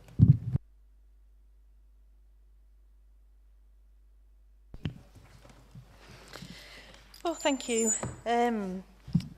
Councillor Clapham, you said that you get tired of complaining. Well, this is the... Okay, because I was going to say I've not heard you complain about our parks personally since I've had the portfolio, and I haven't had any complaints sent my way at all since taking over the portfolio. I think that the officers are doing a superb job, as we've all acknowledged. It is important, absolutely imperative, that we do look after our green spaces. I completely agree. I recently gave a presentation about Stanley Park, and in my research I asked how many complaints there'd been about ASB in Stanley Park in particular, and in the year there'd only been 6. You might argue that's 6 too many, but yeah, it's still 6 that need to be addressed. We're looking at CCTV in parks, as I'm sure you're aware, and also lighting where it's appropriate. So if you've got any ideas or any more complaints or concerns, please let me know. Thank you.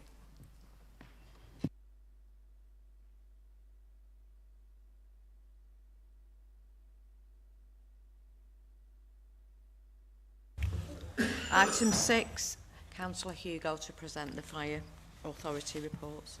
Thank you, Madam Mayor. So once again, I'm very proud to represent Blackpool Council on the combined Fire Authority for Lancashire Fire and Rescue Service, along with my colleagues Councillor Fred Jackson and Councillor Tony Williams. I'd just like to draw your attention to the fact that Lancashire Fire and Rescue Service, in its most recent HMI inspection, was the only fire authority to be rated as outstanding for culture and values in the whole country. It was also rated as good in the other 10 categories that it was assessed on. I'm sure Councillors Jackson and Williams will join me in thanking all of the Fire and Rescue Service staff for their dedication and commitment. Thank you. Okay. Councillor Williams, do you want to speak? Thank you, Madam Mayor. Thank you, Jane. Yes, she's absolutely right in saying that because it's a wonderful service. However, we've got some challenges coming, which I'm sure she's aware of. I had an executive meeting there this morning, and the possibility of fire service going on strike is very real, unless we can come up with some sort of agreement. London Fire Brigade seem to have done that, so we're looking at how that's going to work. But the good news is that we do have a backup contingency. If this happens, we've got serving firemen that will stay, we've got serving firemen that come back, and we've got members of the public as well being trained. That's the issue, but behind that, there's also other work that has to be done. It's not just fighting fires. The very sad case of this missing young lady at St Michael's, I think it is, isn't it? Our team were down there with drones, sub-drones, underwater drones, cadaver dogs, and even on foot, etc. That takes up a great deal of time and resource, and they do a wonderful job. But it isn't just putting out fires. There's a lot more. It's from rescuing horses in ditches. There's a lot more they do. And we don't always value, or if we don't value, we don't always recognise the amount of work, important work, the flooding, etc., etc. So I hope we can come to an agreement, and I hope that it settles sooner rather than later to prevent the potential strike. But I agree. We are the best in the country, and it's good to be part of it. Thank you, Councillor Williams. Councillor Jackson, do you want to say something? Just to follow on from what Councillor Williams was saying about the fact that the fire service is not just about putting fires out.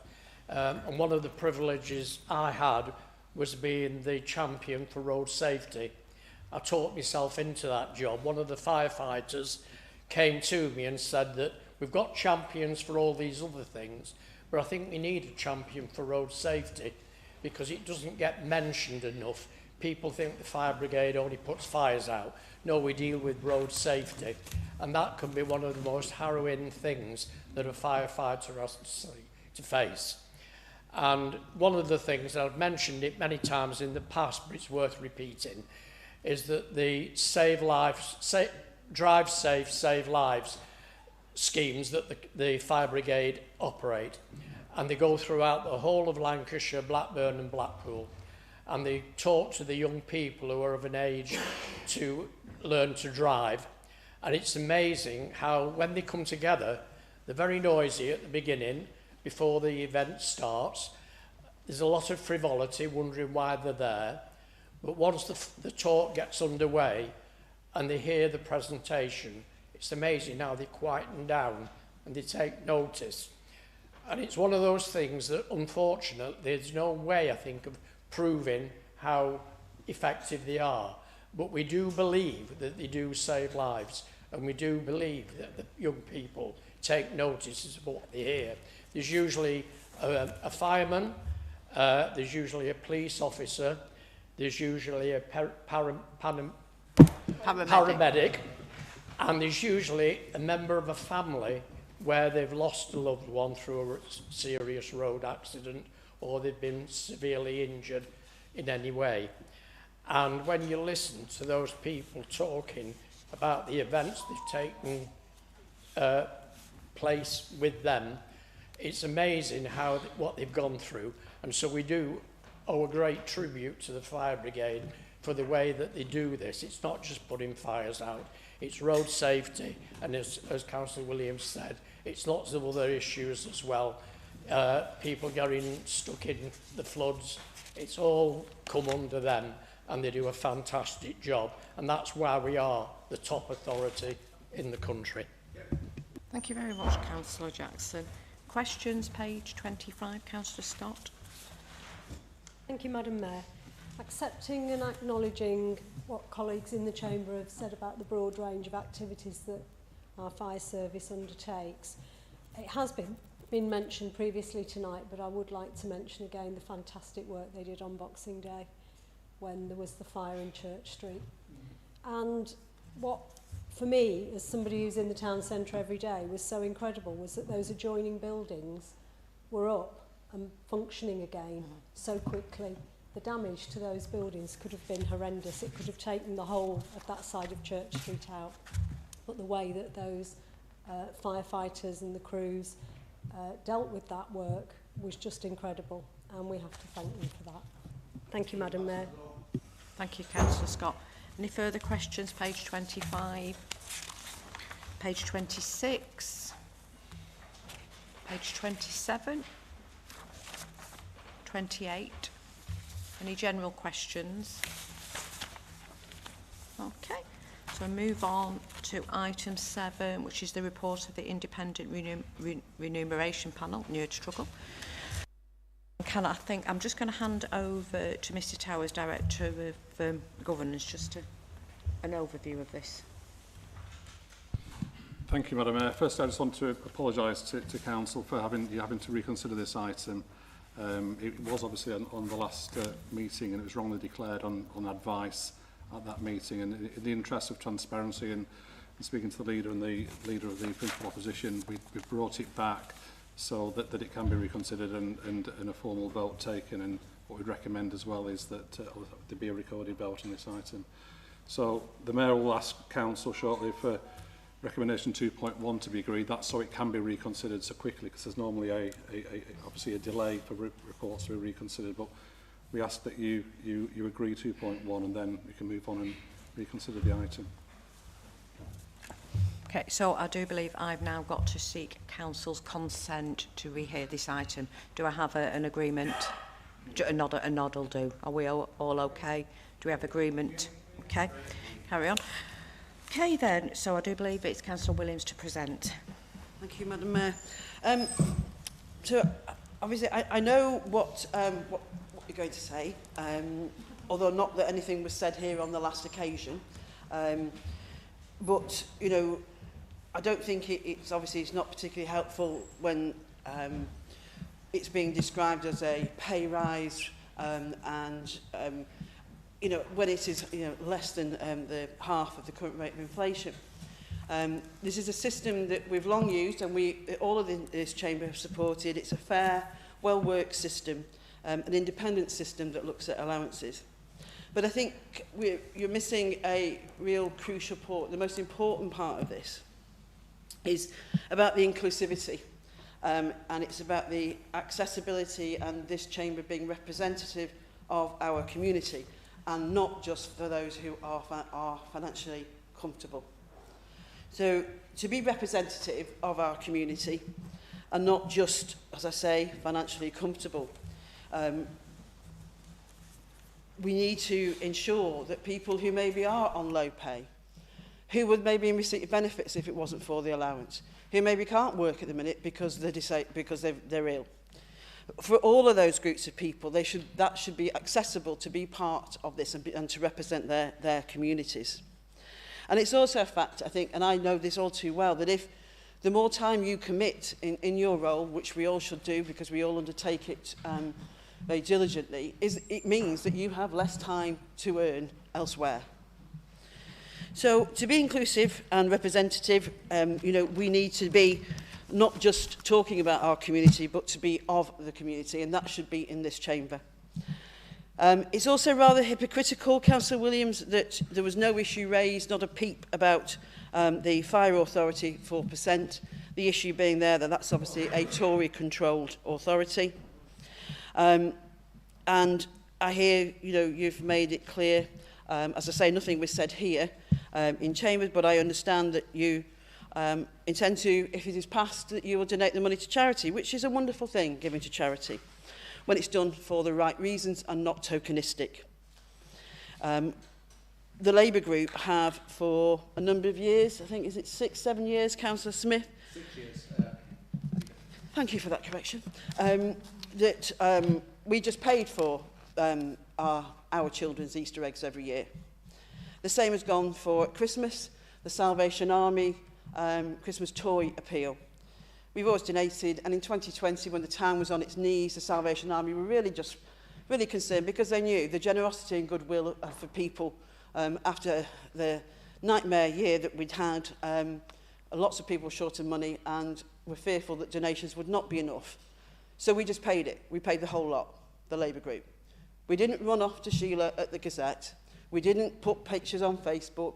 We didn't say how mean and awful the Tories are. We're wonderful. We paid for all of those presents. We did it because it was the right thing to do and we wanted to do it. So we're not scratching around for, votes. I know we're near an election, but this is an important issue and it should be voted on in that way. Thank you. And I'm glad you made you smile, Councillor Mitchell. Thank you. Oh, sorry, yes. So I move to approve the allowances as detailed within the report. Thank you. Yes, Madam. For the first time in my time in local government, I'm seconding the same motion that I moved before. Reserve the right to speak. Reserve the right. It tells me to reserve the right to speak. So I always do what Lynn says.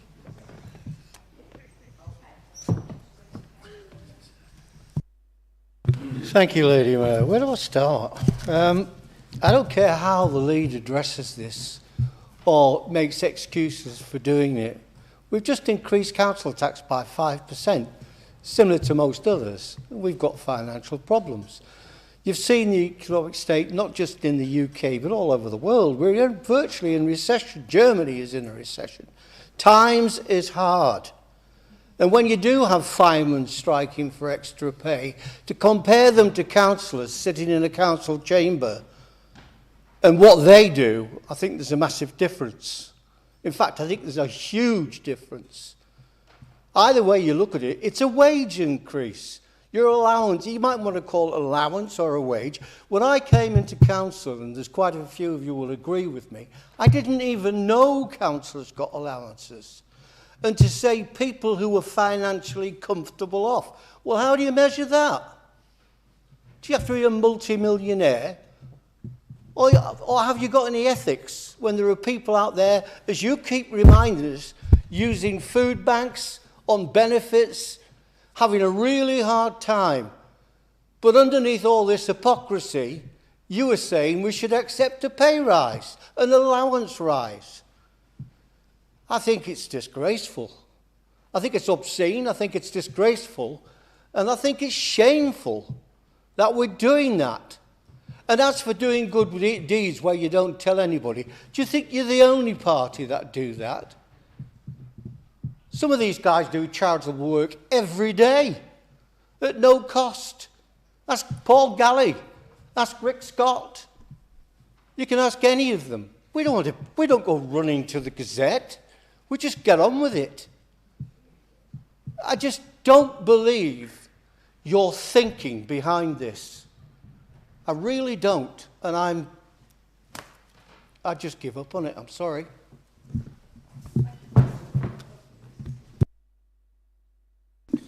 Thank you, Madam Mayor. I'm of the same opinion of Councillor Williams, and I think it was David Collett, Councillor Collett, who mentioned a couple of sessions ago about what little allowance we get. When I came into this, I genuinely did not know there was an allowance. People say it's a wage. I do voluntary work in the third-party sector. I don't expect to get paid for it. You just get on with it. It's kind of nice to know that there is something, and I'm sure if it was like petrol allowances and things like that, that'd be great. But to grandstand there and make it out like we do this and it somehow stops other people accessing to becoming a councillor because they're not going to get an allowance or a pay rise is complete nonsense. Thank you, Lady Mayor.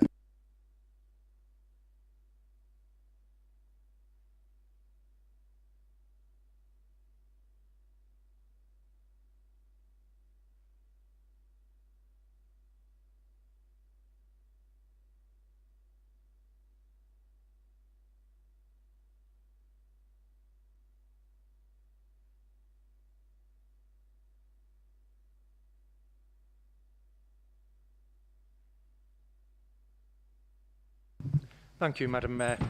Yes, I'm in total agreement with my two colleagues, and I do take umbrage about what you've said.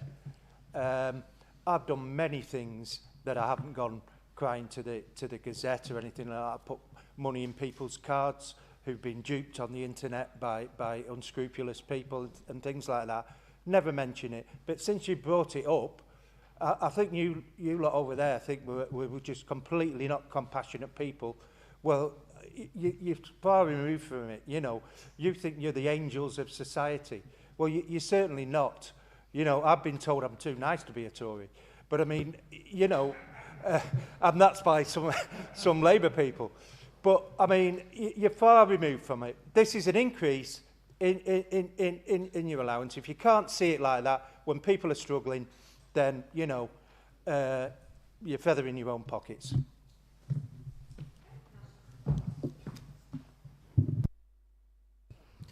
Thank you, Madam Mayor. Just a quick question.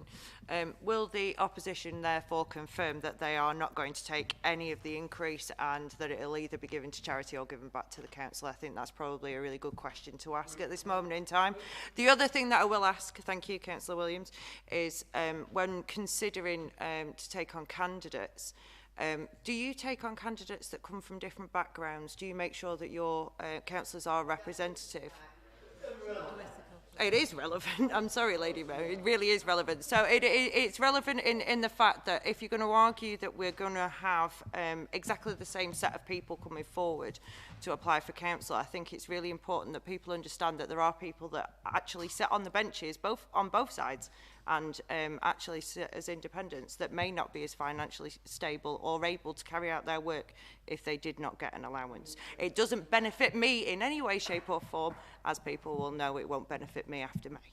So I'd just like to make that comment. Thank you, Madam Mayor. Thank you. I find it somewhat bizarre that Councillor Williams can't give a speech without referring to me smiling or not, but if the recommended increase is voted through, it will push total pay for council allowances and additional responsibilities to just under £1 million per year and £4 million over an election term. I'm not sure that's good value for taxpayers' money. I appreciate it's an independent panel, but the panel were given 5 scenarios to look at, and none of these advocated for a reduction in councillor pay. Whilst the council is having to make savings in different areas, council allowances should not be excluded from this. A 10% reduction instead of the recommended increase would be enough to fund 3 social workers a year. I know it would be a better use of taxpayers' money, and I'm sure the public do too.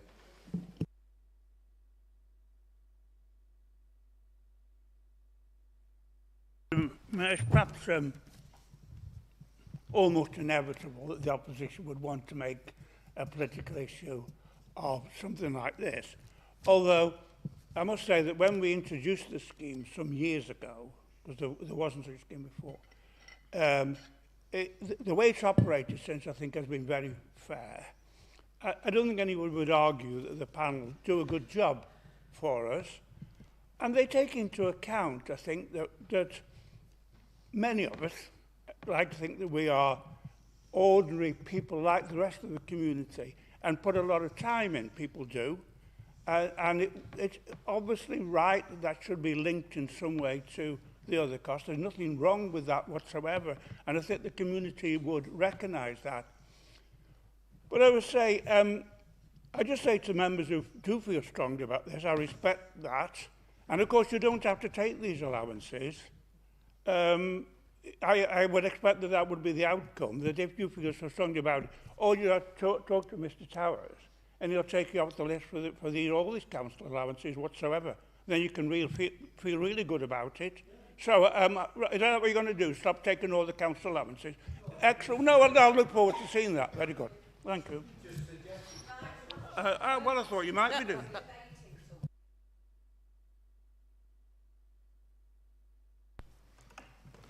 Thank you, Madam Mayor. I'm a little confused, Councillor Williams, how this hasn't become an issue with the Combined Fire Authority when we were all given a 4.4 pay rise or allowance increase last year. Why this wasn't for debate in that committee, why you haven't raised your concerns there, and why you know why everybody has received, every single councillor that's on the Combined Fire Authority has got that increase. Thank you.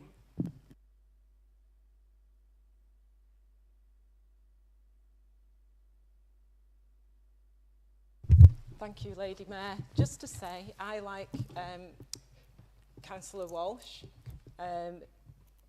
was not aware of the allowances when I became a councillor, but it's, for all intents and purposes, a second job to me. If I did not take that allowance, I would lose money because I have money deducted for the time from my substantive employer for the time I spend doing council work. So are you saying that it is fair for councillors to be worse off for doing the job? Thank you, Lady Mayor. Thank you. There's been some sort of contest as to who does most charity work or whatever. I'll try not to get involved with that. I do take on board the leader's point about inclusivity, and yes, we all should be trying to encourage inclusivity. That means at every level. Having a close look at this report, and of course it's done by the independent panel who are not politicians, possibly don't think like politicians think. They explore the special responsibility allowance, and they come to the conclusion that somebody's doing 2 positions in the council, like chairing 2 committees, so they can have 2 allowances. And that seems very straightforward, doesn't it? But, as I say, they don't think like politicians. They don't think that sometimes these positions might be given out as on the basis of favour, and people might be not given these positions as a badge of disfavour. I'm afraid that has happened in the past. Really, with so many of us here, there's no reason for one person to chair 2 committees or do 2 positions. And that person should not be going away with double pay while somebody else loses out completely. It's not possible to vote on this matter line by line, but because of that, the unfairness regarding special responsibility allowances, the possibility of somebody getting double pay, I'm against this proposal, and I'll vote against. Yeah, thank you, Madam Mayor. My first speech in this council chamber was to say I'm not going to get involved in cheap party political point scoring. But having said all that, we appear to be in election times, and it's all bubbling to the top. I'll put my cards on the table. I've spent my entire life as a trade unionist. I've always believed in the right rate for the job and the rights of individuals to fight for that rate. That's my background, and that's what I'm putting forward in the chamber today. And I find it strange, really, that the people opposite are opposing this recommendation that's put forward by an independent body, a local pay review body, if you like. And yet nationally, they appear determined to ignore the rights of individuals striking for an improved pay offer against a pay review body. So it's okay nationally to ignore the rate for the job and say we'll have the independent review, and that's what we're going to go with. But locally, we've changed our mind. I suspect that's probably because we've got an election coming, and you want to put it in leaflets that those nasty people on the Labour benches have voted themselves a pay rise. Well, I'm sorry. I will always vote and always fight for the rate for the job. But I suppose really the confusion's not surprising, given that we appear to have 2 Conservative parties over there. We've got one led by Councillor Williams, who's the... I think you'll... Kindness. Kindness. Councillor Williams, who receives an allowance as the official leader of the opposition, which will be increased by this, and another by a pretender to the leadership, probably backed by his mentor and employer, that says no. No, I'm not finished up, Madam Chairman, because at the end of the day... No, I haven't. I've got 3 minutes, and I'm entitled to a view in this chamber, which I will express. Because I want to know why we're debating this again.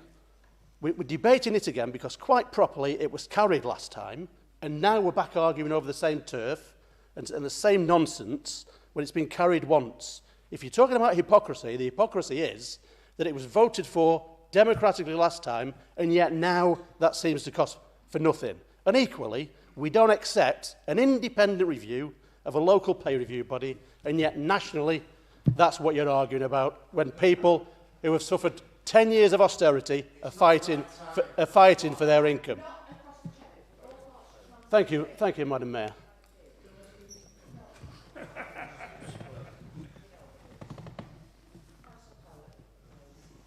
Oh, I'm back again.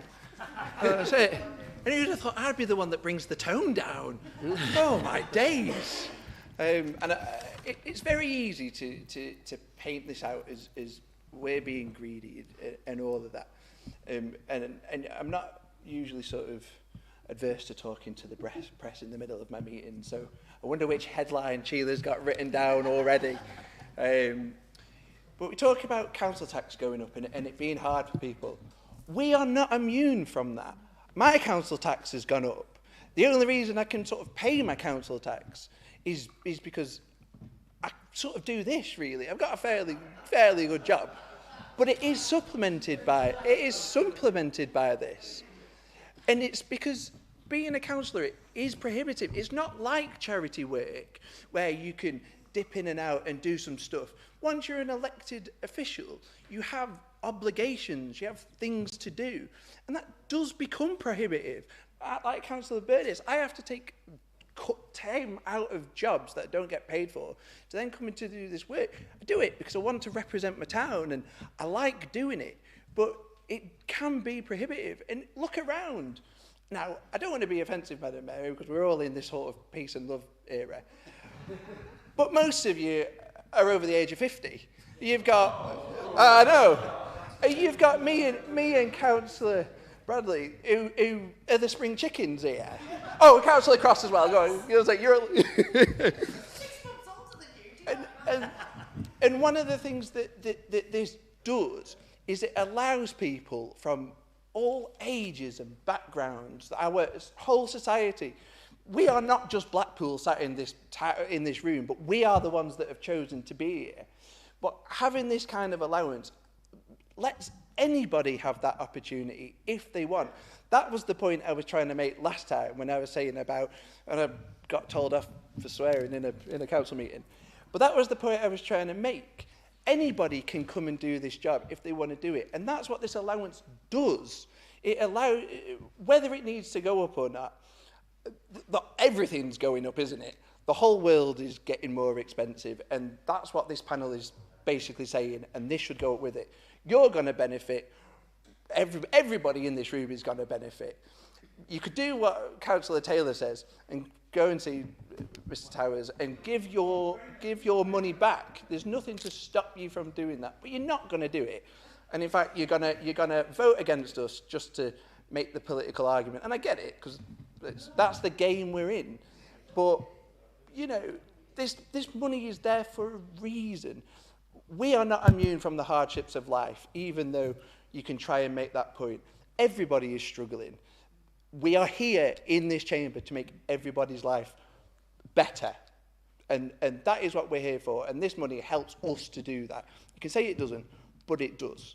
Thank you very much.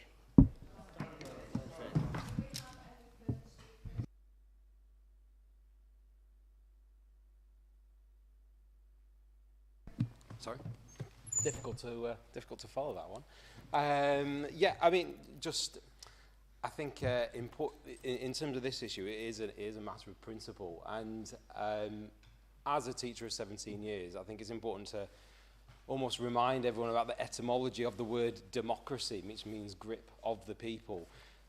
It's important that with that participation in civic life is viable, it is funded, it is attractive for people to get that range and that spectrum of that voice that is required. And yeah, just finally, even the ancient Athenians knew you had to pay your drachma and your obols every day as well.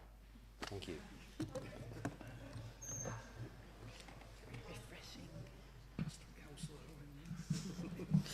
Thank you. How to kind of sum up, I think I've said all that I needed to say. I mean, I would point out, obviously, that, you know, you've all voted for all these independent reports up until a couple of months before an election. I'm sure people can take that away. I wasn't talking about any pay increase for the fire service, Tony. I was talking about you being a member of the Fire Authority and receiving that 4% and not making a peep about it. And yeah, I would only be repeating what I have said.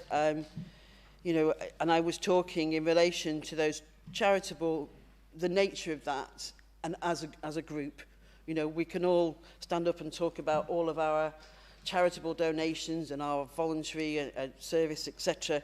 And it was said in response to counteract and actually display what a true charitable act is. So, thank you, Madam Mayor.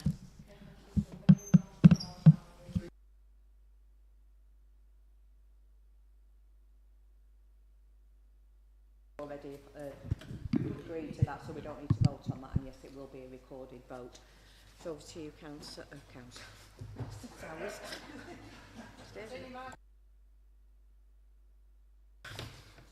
Thank you, Madam Mayor. This is a recorded vote on the motion in the name of Councillor Lynn Williams.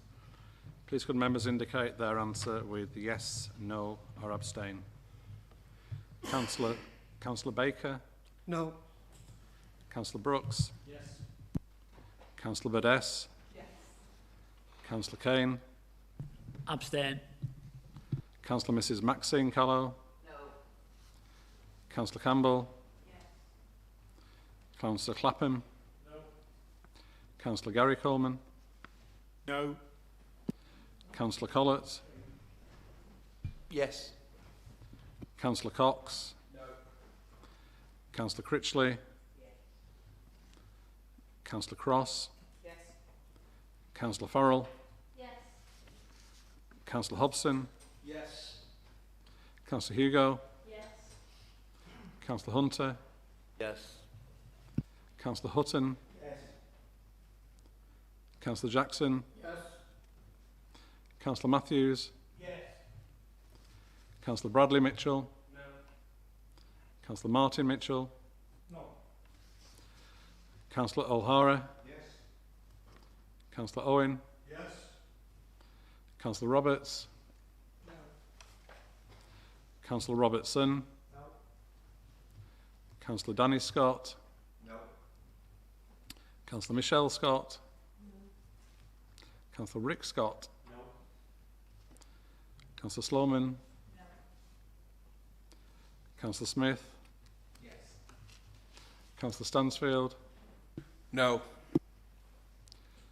Councillor Taylor? Yes. Councillor Walsh? No. Councillor Lynn Williams? Yes. Councillor Tony Williams? No. Councillor Wilshaw? No. Councillor Wright? Yes. Madam Mayor? Yes.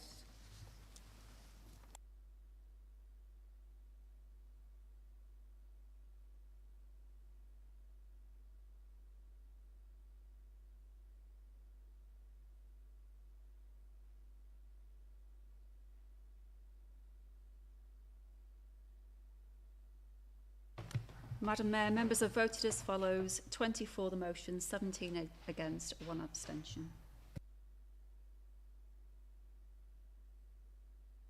Okay, so the motion in the name of Councillor Williams was carried.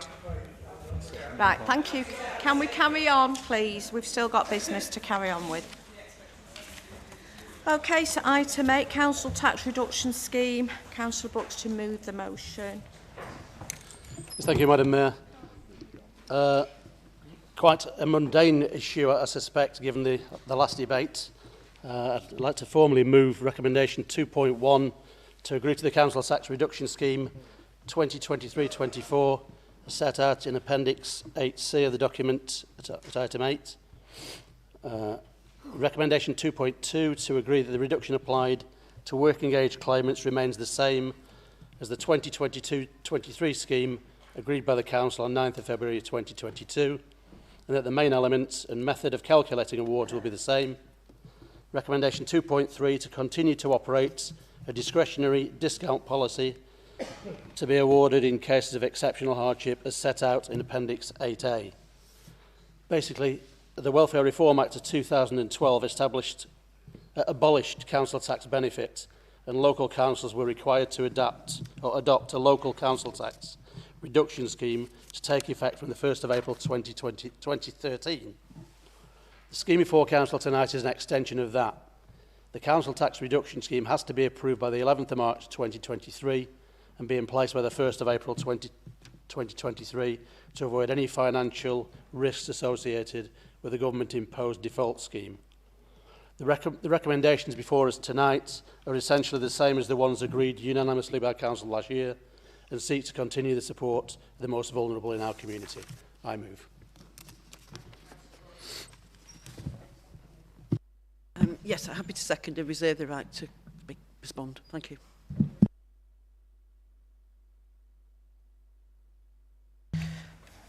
Any further speakers on this item? Okay. Do you want to reply, Councillor Brooks? Okay, so can we go to the vote? All those in favour of item 8? It's agreed. That was all agreed, unanimous, I think. Thank you. Okay, item 9, local plan. Councillor Williams to move the motion. Thank you, Madam Mayor. I'm moving a deferment of this. I understand that it's a weighty, chunky set of things to work to move your way through. Comes with not a caveat, but more of a bit of a plea, really, for some more member engagement. There have been working groups. Those are ongoing, really quite poorly attended. I understand it's not, at first thought, not the most attractive of subjects, but it's really important, and officers are really keen that members are engaged, and it's important that members are engaged. So yes, it will be deferred to the Budget Council. Okay. The seconder? Councillor Rose seconded. Seconded, yeah. Okay, Councillor Taylor. I forgot your name. Sorry. Councillor Williams, you want to speak on this?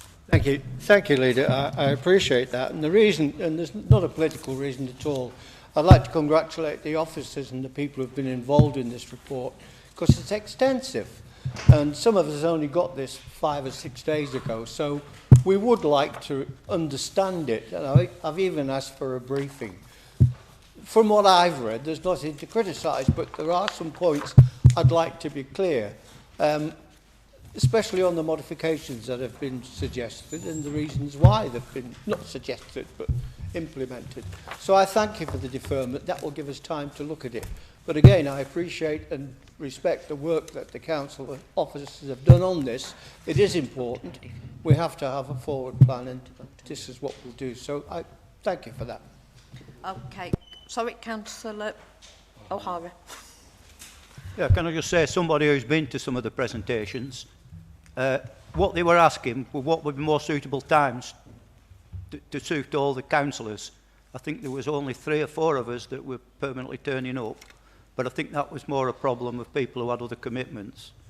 And they were asking the question, how can we put a presentation on that's available that more councillors can come to? So, okay. Well, as far as I know, everybody did, but I'm just making the point that if you've got times when you think it would be better for the presentation, they would be quite happy for you to send the information through to them, because they want to give the presentation to as many people as possible, and it's obvious that people have a lot of commitments. So that is the reason why there hasn't been as many at the meetings. Okay, I'm sure that the officers are looking, and possibly the evenings may a little bit more convenient for those that work. Okay, any further speakers on this? Okay, can I have a show of hands? Right to reply, sorry, Councillor Williams. Yeah, yes, we will agree. Sorry, I forgot to say. Yeah, we will discuss it with officers and we'll sort out a briefing. I think it is correct. I mean, it's difficult to get the right time, you know, but we will do our best to ensure that most people can attend. Okay, thank you very much. Can I have a show of hands if you're all in agreement with the deferment? Okay, I think that's unanimous, thank you. Okay, so item 10 is Mayor-elect and Audit Committee independent member. Councillor Williams to move the motion. Yes, I'm happy to move, thank you. Councillor Williams. And another Councillor Williams will second it. Thank you. Sweet, can get on together, lovely. Okay, any further speakers on this item? Okay. Okay, so can I have a show of hands that we're all in agreement that we delegate to Mr Towers? So that was unanimous, and I think that, that concludes the business evening. Thank you very much. One more council meeting then. Thank you very much, everybody, for your attendance.